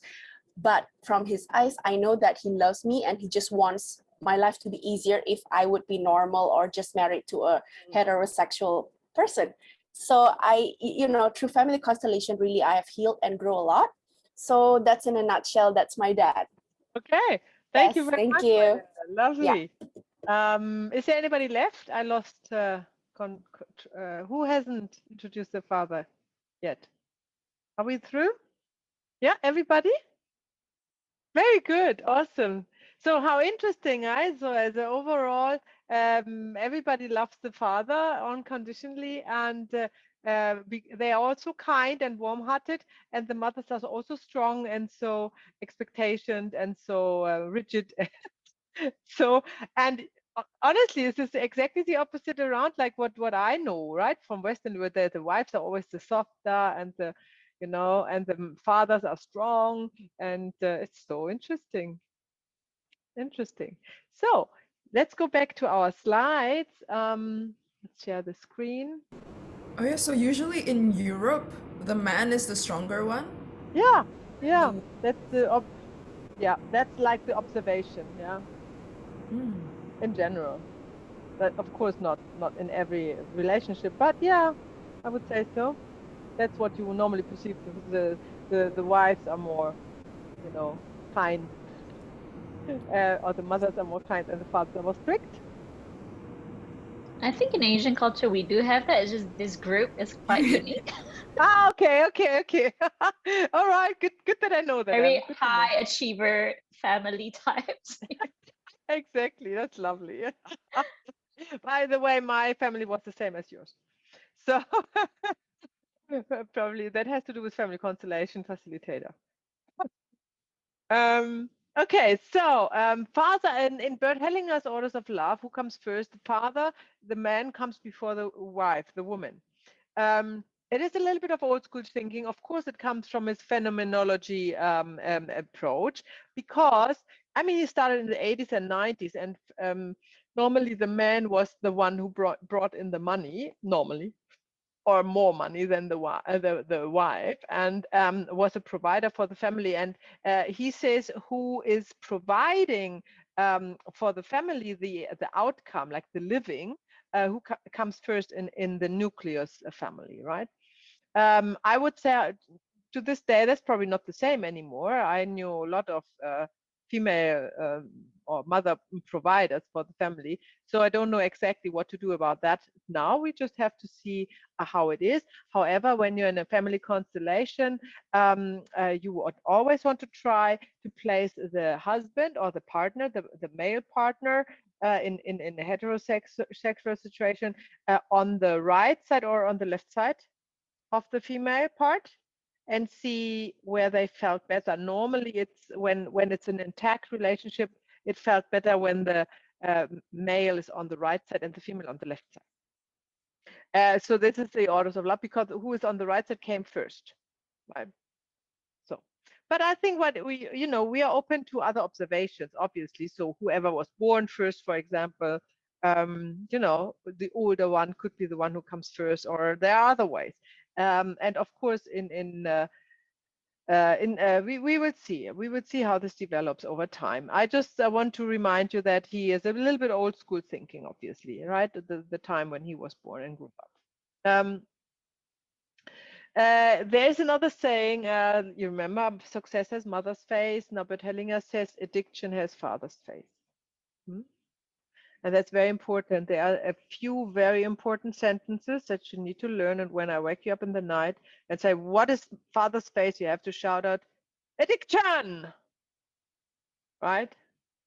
Or what is mother's face? Success, because there are just a few of these sentences that are very profound and that help you enormously to understand dynamics. Hmm? So you see a dynamic of addiction when the father was absent. And that means emotionally absent, not physically, normally. That doesn't change anything normally, but emotionally absent. That is often a cause for addiction. Then we have father and son relationship. There's often expectations that the son is fulfilling everything the father hasn't fulfilled. So that's some expectations there from the father to the son, which often sons cannot cope with. That's what you see in family constellations. And then you have often the father-daughter relationship, which is often daddy's girl. So daddy's girl is the most often relationship between daughter and father, which you will then see that in fact the adult woman facing the father feels like a little girl rather than an adult woman. And that's something we will probably see or experience in our exercise now, because that's what we're going to do as well. Same with the mother, expectations towards the father. Father are hindering the love from the father to flow unconditionally. Now you have all shared you love your father unconditionally, so the love can flow because you don't expect him to do anything different to what he did. Isn't that interesting? Yeah, because everything he did was fine, so you don't have other expectations, and that's where love can flow. The letting go process to the father is also important, obviously. So first the love needs to flow, and then you need to be able to grow up out of the little girl, little boy situation into your own shoes, walk your own ways in your own shoes. Hmm? And that's pretty much the same, and can be harder if you feel more emotional love, of course, because there's more bond, right? So we do our exercise. What is father's love? What is children's love? We do exactly the same. I will assign different breakout rooms. I mean, I hope I remember actually even. So don't worry. It is what it is. You might have the same partner, might not. So this is exactly the same exercise. 2 minutes each side. This time you are representing yourself and your partner, the father, and then you swap, and then you are representing the father and the other partner themselves. Yeah, it's clear, eh? What was clear, right? Was easy to understand. And I would say go, and then you go, and then after 2 minutes I say swap, then you swap, and after 4 minutes I see you all again. Right? Okay, let's do that again. Let me just stop sharing here, and then I can go to the rooms. Yeah, the rooms are still, it's probably easier we leave it in the rooms. Is that okay? They're still there. Okay, right. So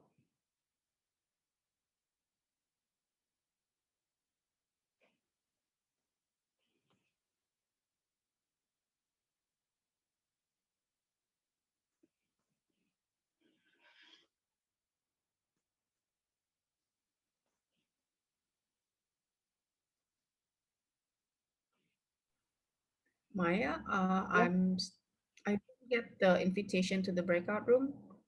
Oh, it says you did. No? I during the break, I actually changed the account of Zoom on the Zoom account Oh, because oh, I I was see. using my daughter's account, and because her friends keep on calling over Zoom, so I had to continue declining. Okay, okay, hang on. Room 1, 2, 3, 4. Which room are you actually in? I was in room 1 with Abby. Okay. And then Radita, I have to assign to room 3. Okay.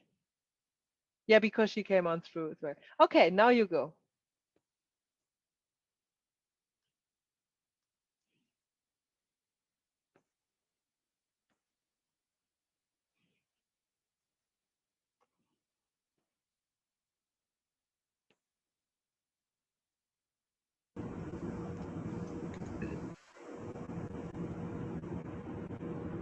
Is this the background? I think that comes from Talita. Can you check? This is coming again. Ah, yes. Very good. Thank you. So, would you like to share very briefly, because we have a lot to go through today, what you have experienced? Is anything happened that you would like to share with your father?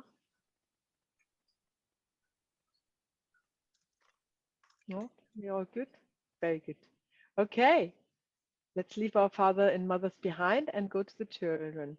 So we are talking about the second order of love.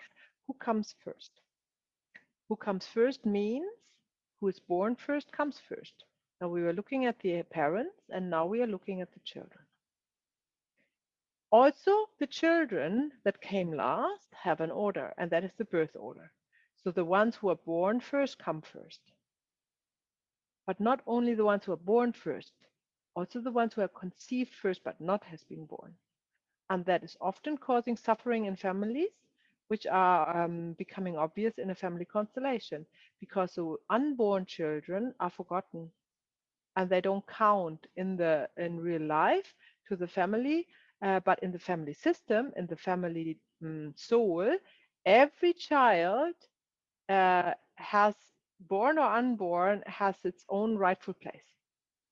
And there are very interesting constellations when you constellate with representatives, the parents, and then the siblings, the children. And then the children, they stand in a row and they don't feel well. And one has said something is missing. And then you add another representative and put it in between two children. And all of a sudden, everybody's, that feels so much better. So obviously there was a child that hasn't been counted that was either miscarried or aborted or died, stillbirth or something like that, or has been given away and nobody talked about it because they were ashamed about it.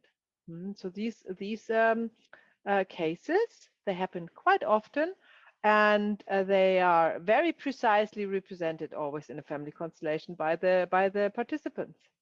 It is very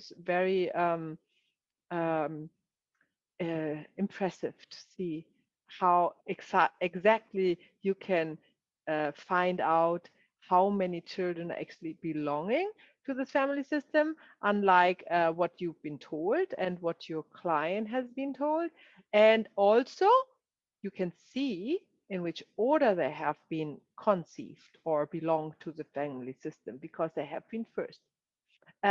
So this goes strictly in a timeline, if you will.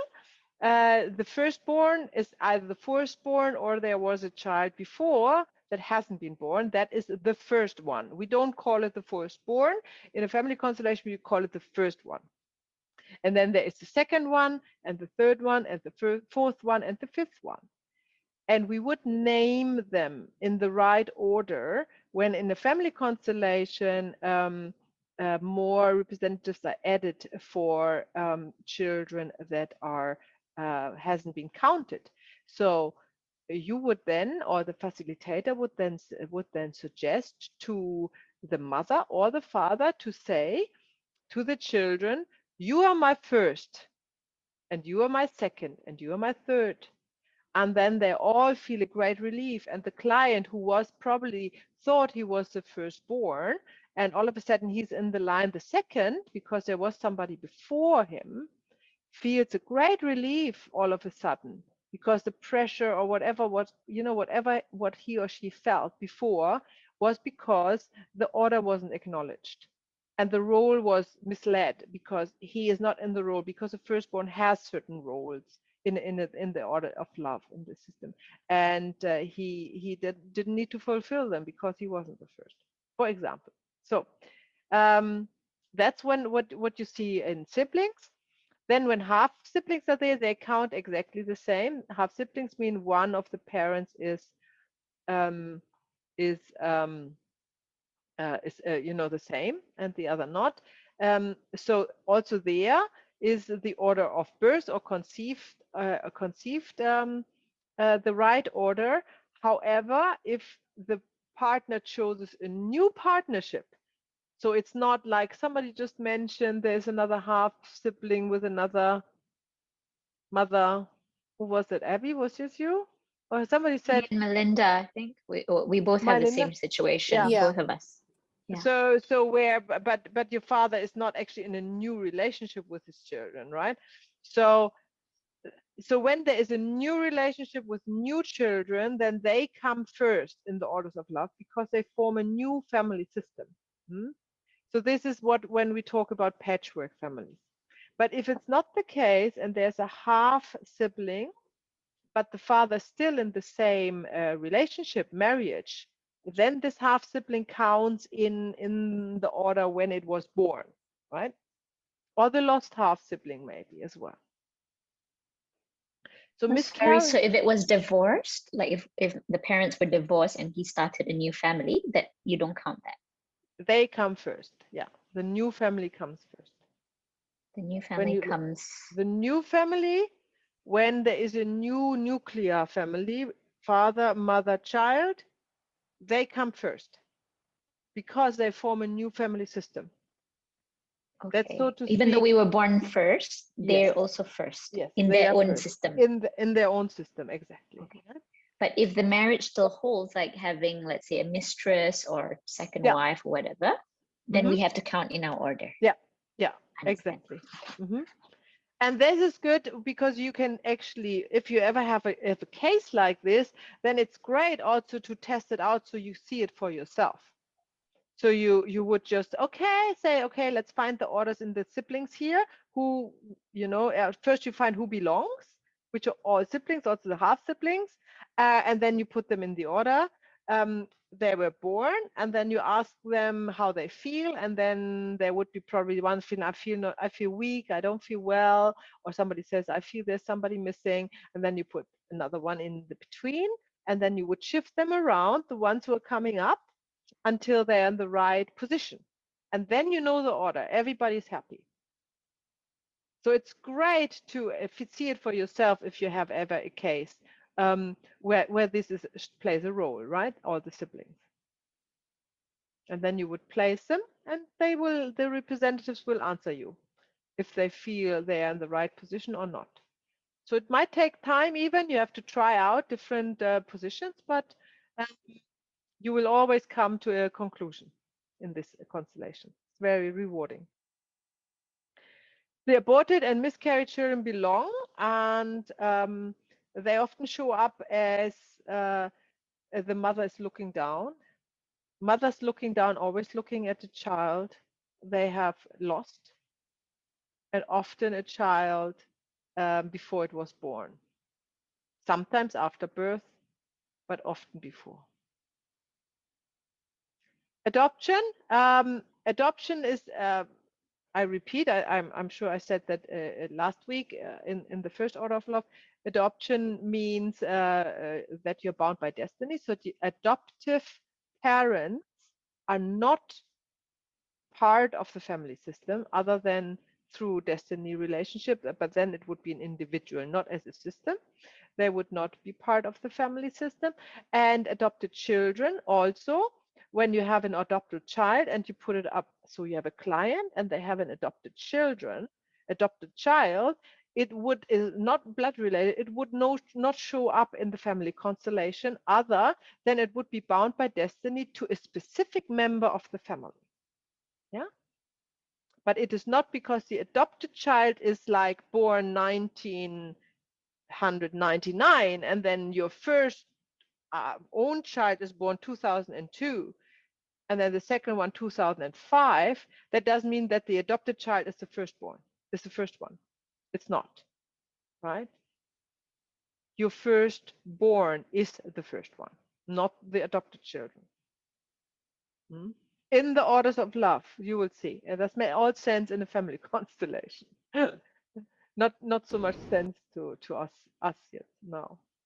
When we think about it. So just to confirm, Maya, so in like AB's case, when there's half siblings, would you count the half sibling as, like, for example, number one is from AB's the first mother, and then the number two is from the second mother, like that? With the same father, and they live in the same household, or the father's still in the same household, yeah.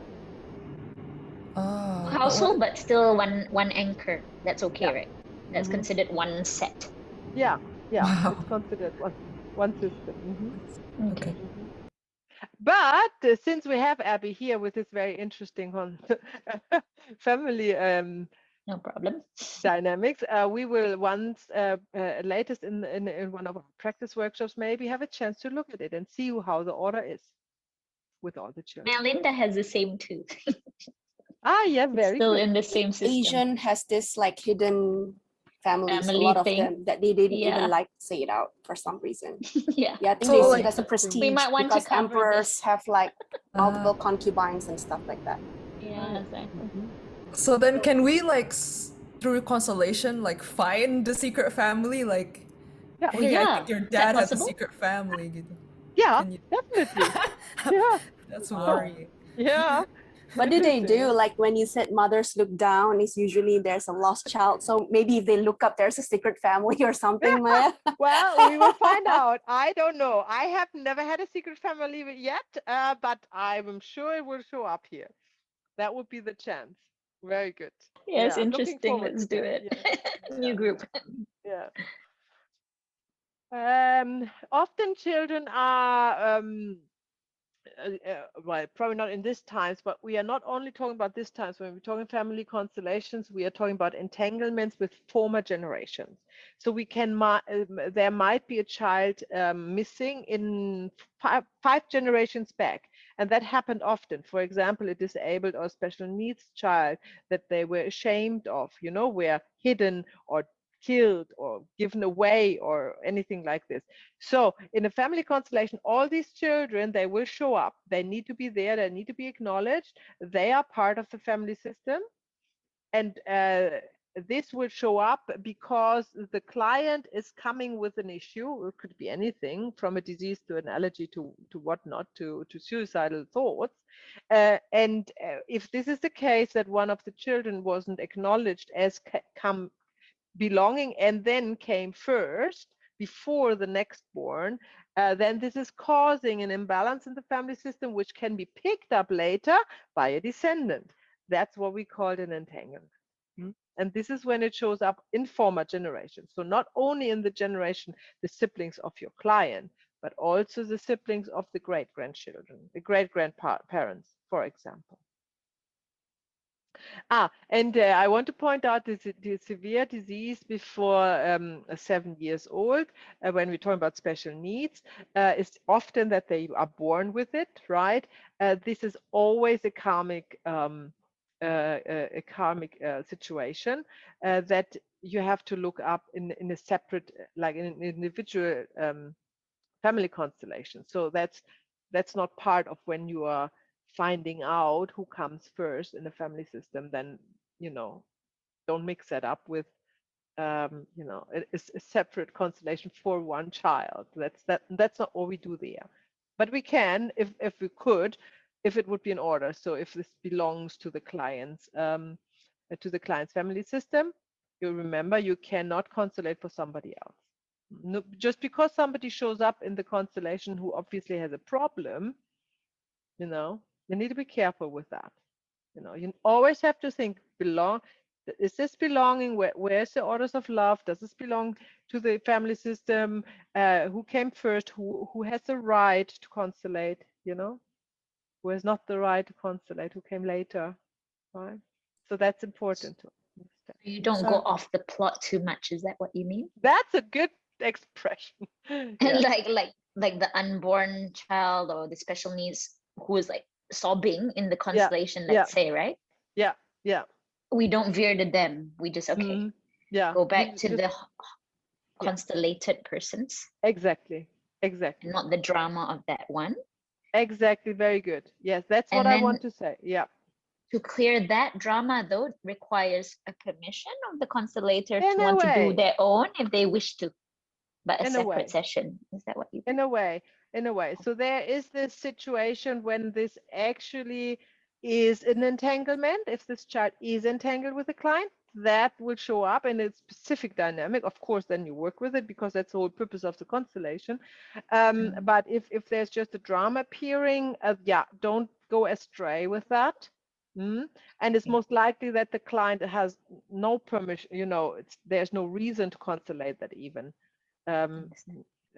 So we don't go too far astray with all of this. We stay focused. That's very important. So grandparents came obviously first before the parents. That's clear. So what I want to say when we think about who comes first is that entanglements often skip one generation. So it is not very likely happens, obviously, but not all the time, that a son is entangled with the father, but with the grandfather. This is actually the rule. An entanglement is often skipping one generation.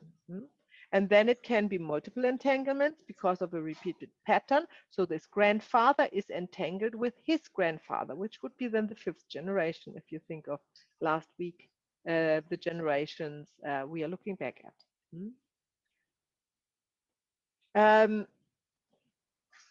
The grandparents are showing up regularly in a family constellation. They are a big part of a family constellation because of this phenomenon that they are often the ones that the current generation is entangled with. it is a good idea um, when you start a constellation that you put up or let representatives choose for the client, for his parents or her parents, and then the grandparents, and just see if there's not a specific hint that there's already like a dynamic going on, if there's a dynamic, because this then shows up if you shows representatives for them. Ancestors are all the people a generation 4 to 7, right? And they also show up. They came first. They all come first. So no expectations towards them. They came first. Whatever they did, they did. That is not the concern of the people who come later, right? Whatever there was, no judgment, nothing. But when an entanglement is present, we want to work to lift the burden. That's all, you know.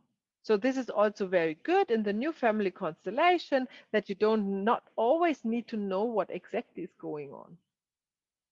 No? So as a facilitator, you don't need to know which generations you're looking at and who did what. You see a dynamic and you work with the dynamic. And that's the new family constellation, as opposed to the old family constellation where you want to know.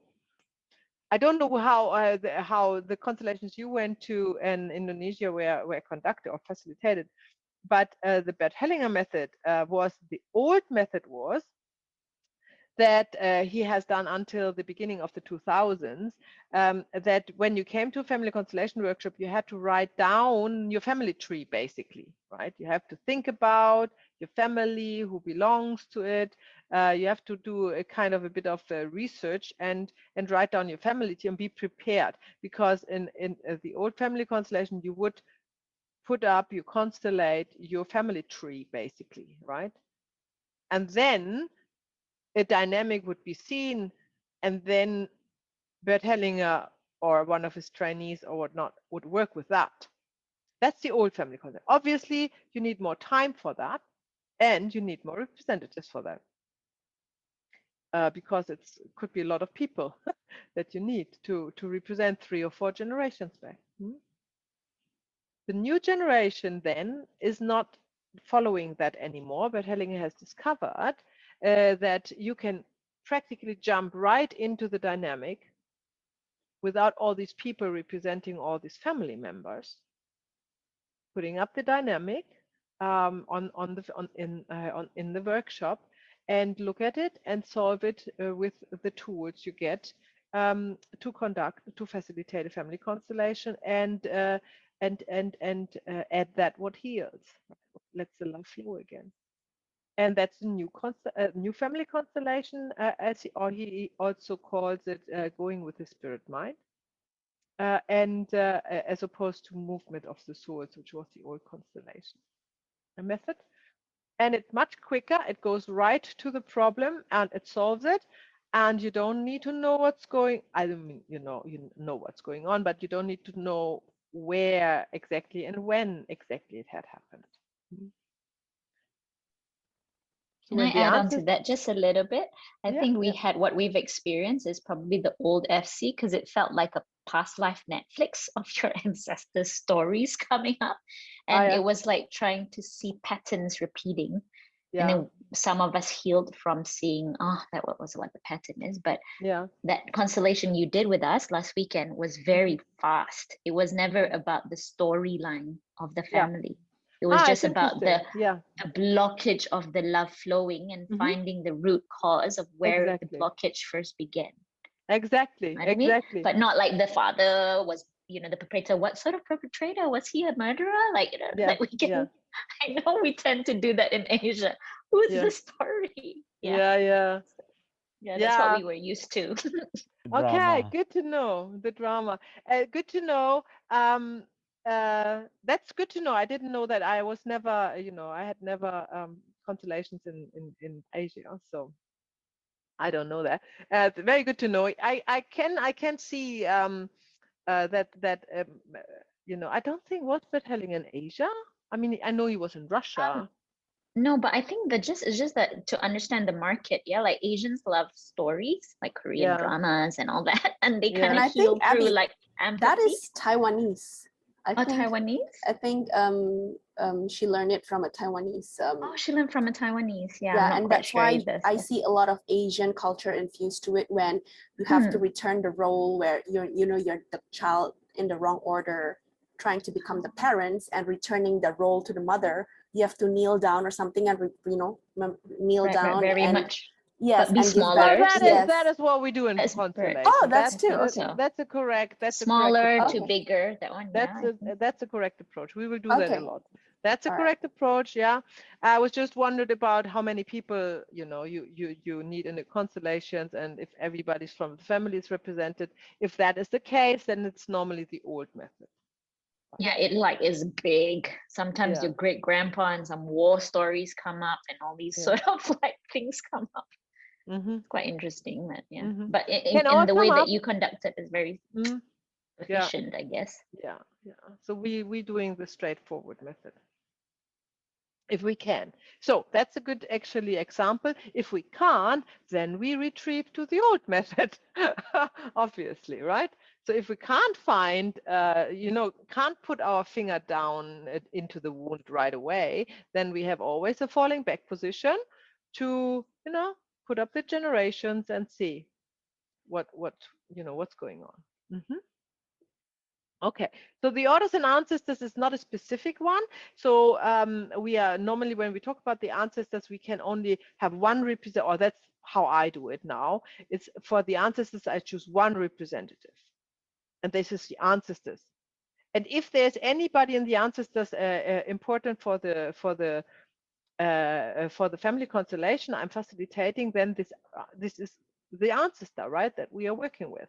So we don't need to know if it's seventh, eighth, seventh, sixth, or fifth generation father or mother side. We don't need to know that, because the field will send us the representative who is important to show up. So you don't need to put 10 people for the ancestors. I mean, there can be a constellation where that is appropriate, but normally no.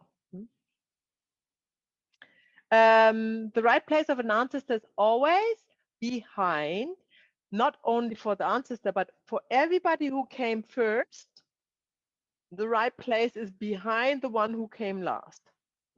And I will demonstrate that to you on the board, the figurine board that I'm working with clients one-on-one.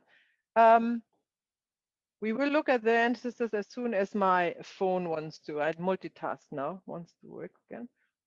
Now we are looking at a specific case, which is caring for the elderly parents, which is often in our society perceived in a certain way, which we think is good.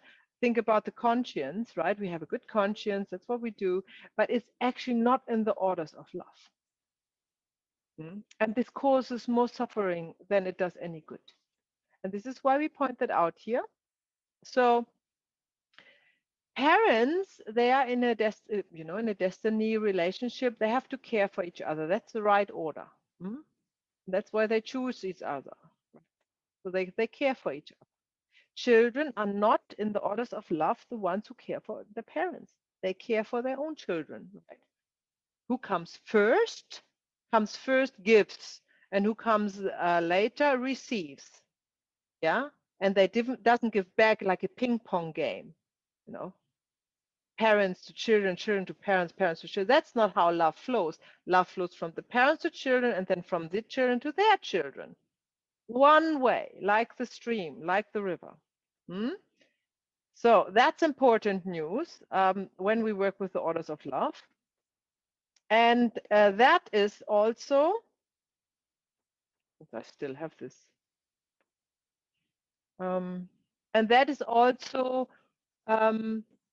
when you look at caring for elderly parents. Now, when they can't care for each other, then of course the children care for them, mainly for the one who is still there. Mainly one passes and then the one is left behind needs some care.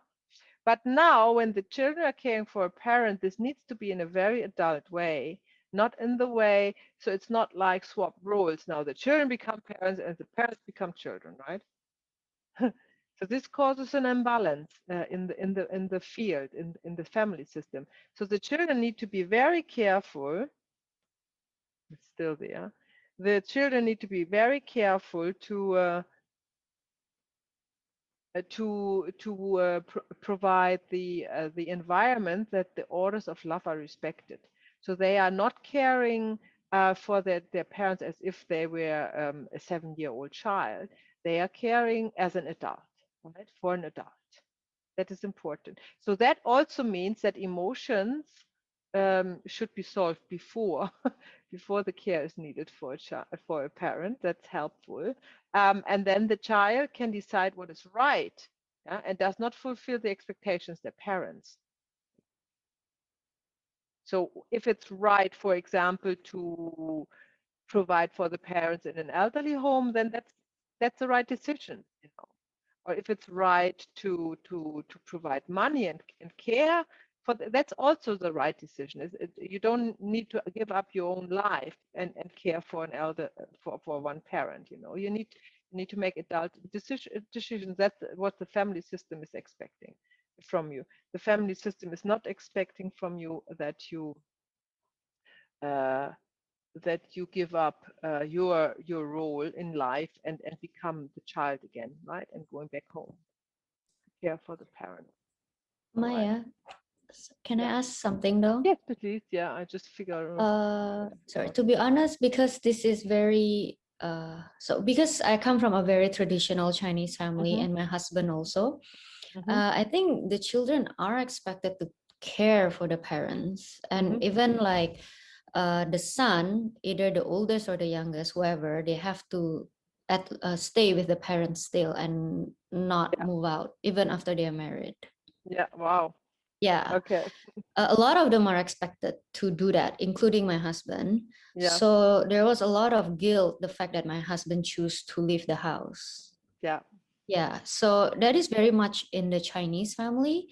So and also, but then this is also created by a man who's also from Germany. So I don't know, how is this applicable? How do we combine I the think I two? got it now. Because it's a matter of culture, right? Also. It is. It is a matter of culture, and it is. There are a couple of hard bits to swallow, and you do have to.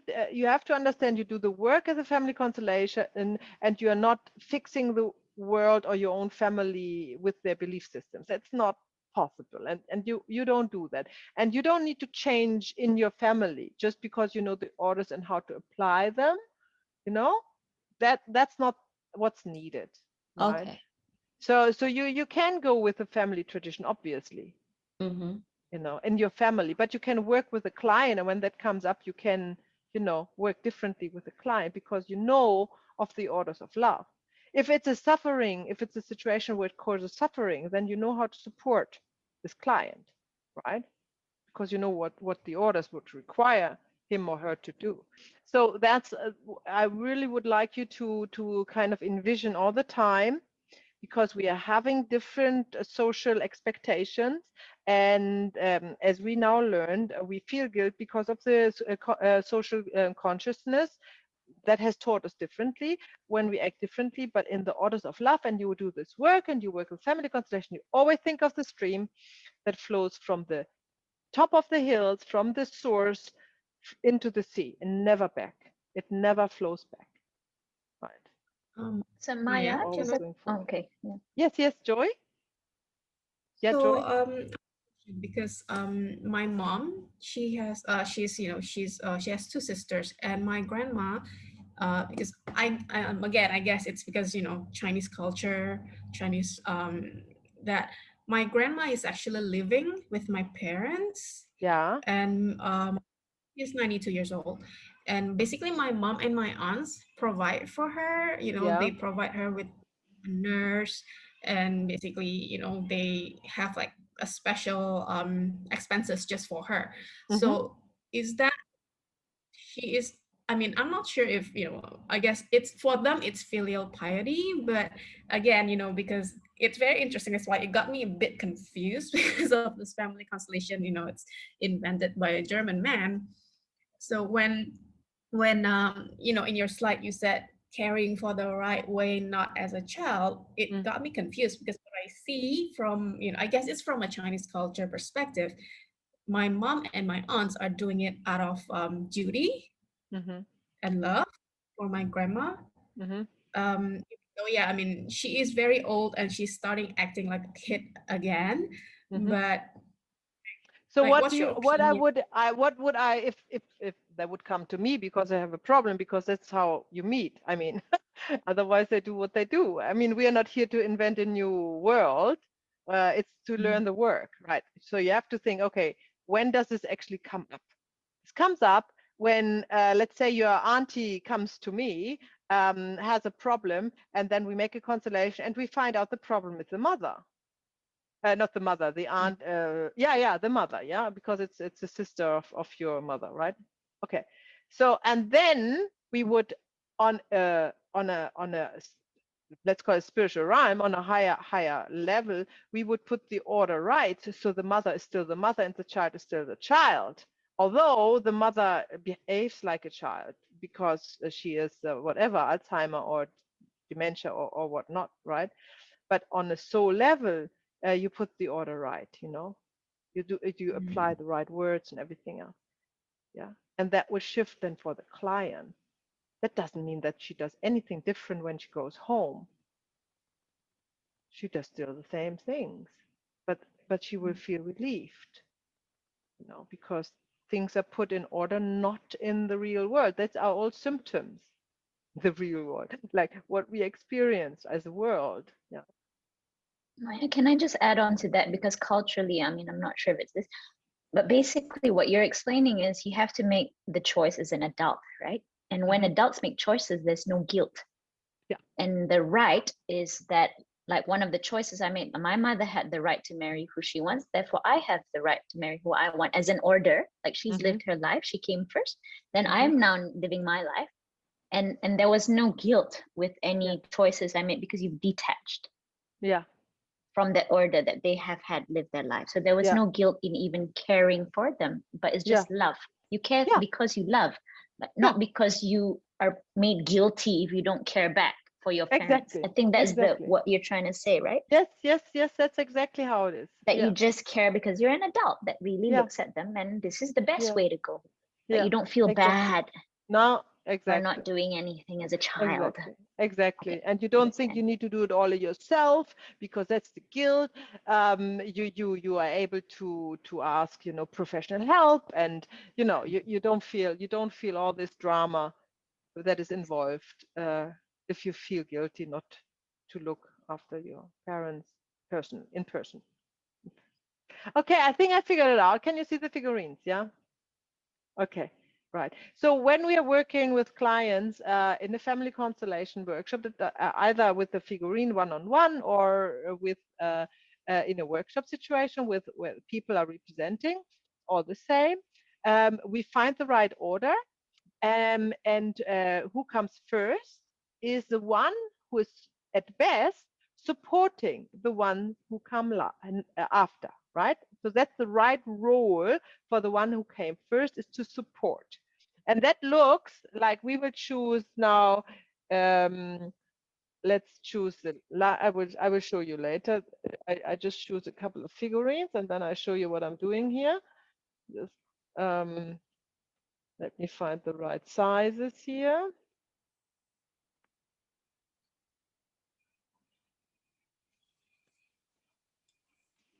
So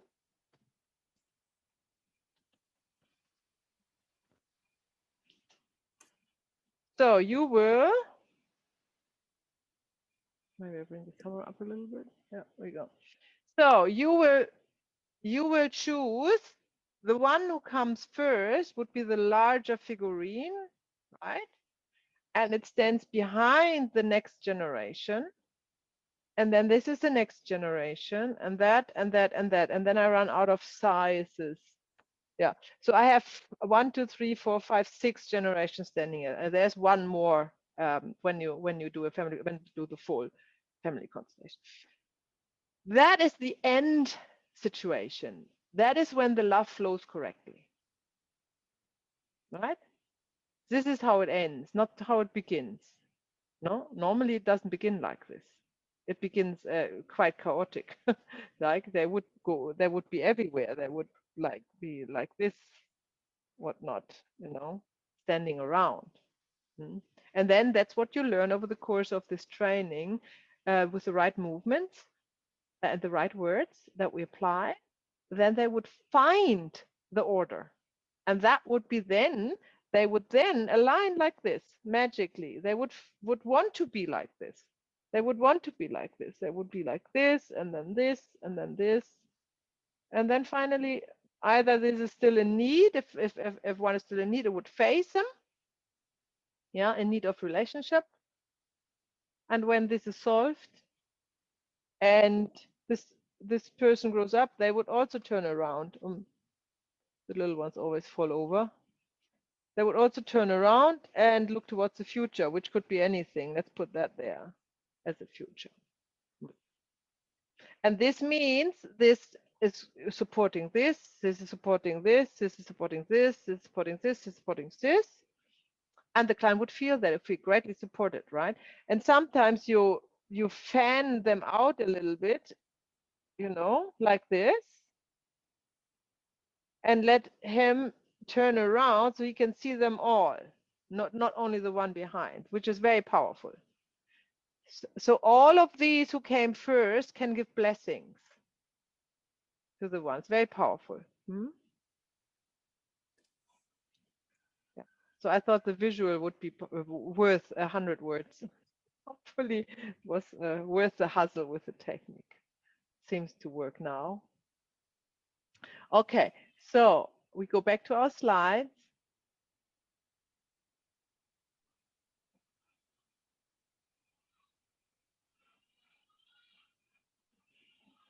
So we've had that, and now the next one is patchwork families. So we talk about patchwork families, but actually we have already, so I just do that briefly. We said that all children in the birth order or in the order of conception in a patchwork family meaning,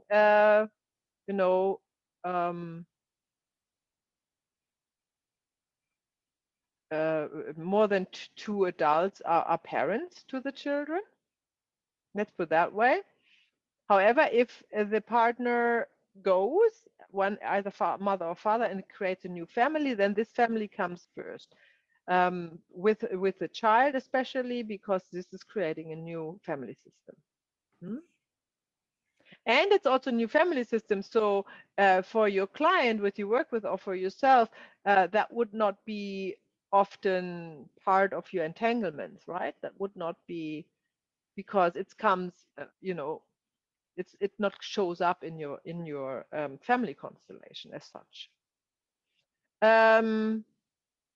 The bond to the first partner, however, when this happens in a patchwork family, that one of the parents leaves with another partner and founds a new family, the bond to the first partner is always the greatest, or will always stay the greatest, even if the love is lesser. And when this bond is broken, it does feel like guilt. So in family constellation, you work with ex-partners a lot. Ex-partners, for example, the last workshop, last family constellation we had in the workshop on Sunday. No, there was this the former partner was playing a role before the current partner.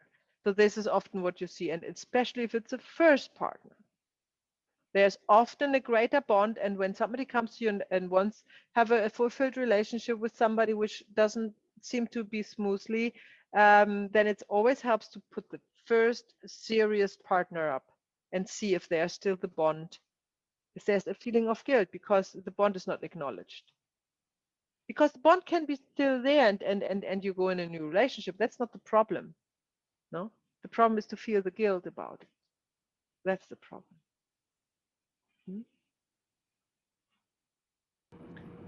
So, okay, so I just demonstrated that. We might skip that because we want to talk about the orders in organizations. let's talk about the orders and organizations. Did you know that you can also do a family constellation for organizations like governments? Yeah, you know that. Governments, prisons, big companies, schools, for example, sports clubs, whatever comes to your mind. Organizations forming a field like families do. And they have fantastic tool to, apply the orders of love and let the energy or the love flow again that is also needed in an organization to be successful, and that everybody who is there feels at the right place. And when they feel they are in the right place and acknowledged in the right place, then they're also strong in what they do. And you don't need to learn any specific about organization constellation other than we will practice it a little bit, because it follows exactly the same principles, exactly the same. There's nothing different. Who belongs, who comes first, just a little bit of a touch, which I will tell you. It is not the time. So who comes first is not necessarily, who's born first. Like, we are not looking at the birthdays of the people who are part of an organization. So first of all, we're looking at functions. So the function who is the most important one comes first. And interestingly, in the organizations, the administration is the function as a father for the family that is securing the system, right? Without the administration, the system is not secure. And often administrations are not really acknowledged for this role, right? They are kind of, bookkeeper, there's the bookkeeper and there's this and there's that, but they are not doing the job. The job is doing the let's say the doctors in the hospital or so. But without the administration, they couldn't do their job. And it is very often imbalanced organizations that the administration is not in the right place as first. Administration comes first by function. And then comes the people who are actually doing the job. Then the next order is time spent. So who has spent the longest time there comes first, before even if the other one comes with a higher degree or with with more salary or whatever. Right? That doesn't play a role in the order of the organization. Then education plays a role. Who comes first? Who has the greater education? But in the order of function, time spent, education. So education plays only the third role in an organization. And then responsibility plays the fourth role when you constellate an organization. Oh, back. And then we look at what is the right order here. So the right order is, of course, who comes first? Always the shareholder or the founder, obviously. He always or she always needs to be acknowledged as the one who comes first. And then the administration comes before the production in an organization. So what does that mean? From the administration, the energy flows towards the production, if you will, or to the service, or whatever this organization is doing. Right? This is why the administration has to be placed at the right side of the CEO. Because remember, the right side is the one who's securing the system, like a father does for the family. So this is also in an organization, this is the administration. Then after this come the people who are actually doing the job, like doctors, researchers, engineers, lawyers, or whatever organization you think. So there's the founder behind. It's like the ancestor. The founder is always first. And then in front of him is the administration. That's the next one. Yeah, the next one who comes next. Right, the CEO, I mean the CEO. And then right of that is the administration. And then to their side is the people who are actually doing the job. Then within the group, now when you group looking at the administration, then the administration as a group has also an order who comes first. That is when time spent comes into play. Then you look at time spent. So obviously who was longest there comes first. And that doesn't mean that he needs a higher salary. That's not the case. It's just an acknowledging, right? An acknowledging that it is so. Doesn't mean that they need more money or work less or any specific rituals or something. That's not the case. Who was there first comes first, even if the new department leader has a higher education, which causes often an imbalance. And you can feel that. It's so obvious often, right? It's so obvious. So what is the right take on that? Look, there comes a young guy who has a better education, who gets more salary, who is obviously leading people who were longer there, right? Now, how can he lead them in the right order? He leads them as a servant. He serves the organization and not like a boss who tells everybody what to do. That's an important mindset to have, and they are the successful ones. Otherwise, the whole organization is fighting. If there's somebody which would come across as arrogant, a younger, higher educated new boss, who puts himself first, that's never gonna work. So what is he to show? He has to show respect to the ones, like to ancestors, and ask for blessings. He still has to call the shots and do the decisions, obviously, but that's his job. But his mindset is that of the one who came later, like a child towards the children, or an adult towards an ancestor. So we are not demonstrating that on the board now because our time is running out. And I just briefly want to, but we can, if one of you want to look at your organization, which would be brilliant, we certainly have some time, at least in a practice workshop, to do that. Then we can do an organization constellation to make that visible. Now, the orders of helping, we will have that in module 3. I want to mention it here because this is also under the second order of who comes first. What is the right order of the helper? With helper, I mean, for example, in the family constellation, the one who's facilitating the constellation, or in a counseling situation, the counselor, right? When you work with systems, with family systems or organizations, then you need to know where, when you are in the position of the helper, where is your right place? Otherwise, your work will not be successful. Because you belong to the system. As soon as you help, as you step in, you are part of the family system for this short time that you are part of it. Otherwise, you cannot connect to the morphic field. You wouldn't get any information like the other representatives would. So you are part of the system. And then the right position is, obviously, you came last, right?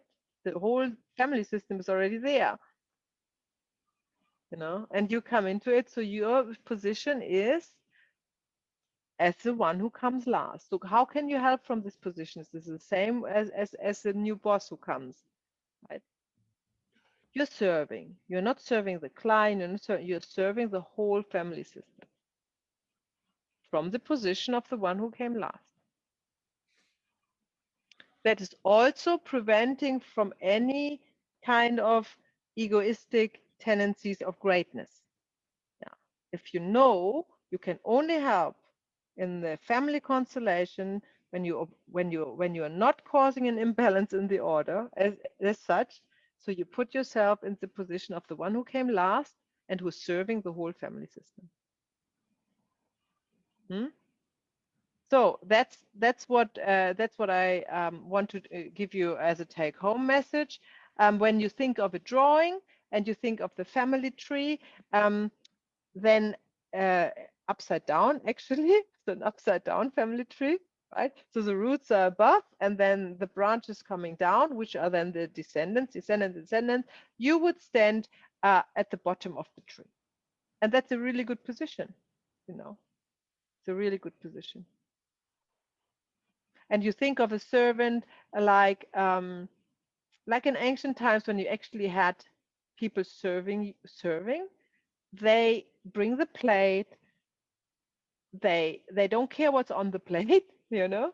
They just bring the plate they have to bring. They put it to the table. They see if anybody needs anything else, and then they leave again, and it is forgotten whatever was, and then the next course is served, you know. And if you think of that role as a family constellation facilitator, that's exactly what you do, you know. You're just coming in, you're bringing what is needed to the table. You don't care what's on it. You don't care. You know, whatever it is, whatever it will show up, it shows up. You know, the family system is deciding what shows up, not you. Right? You serve it, you bring it to the table, you see what is needed at the table. Is there anything else needed? And if not, you leave again, right? And wait for the next course to be served. And that's the perfect role of a family constellation facilitator. Okay. So more in module 3, where we go through, because Bert Helling has also developed the orders of Radhika, has also developed the orders of helping, and we will go through all of this in great detail. So for part 3, that would be next week. Please have a photo of your partner handy, and if you don't have a current partner, then of your ex-partner. Anybody who has neither current party nor an ex-partner? Or we all have somebody in mind, yeah? Good. Okay, that's great. So Talita, just tell Yoda, please, to be prepared, just in case he has no time to watch the video before he comes next week. What if we're each other partners, like me Yeah. and Yoda?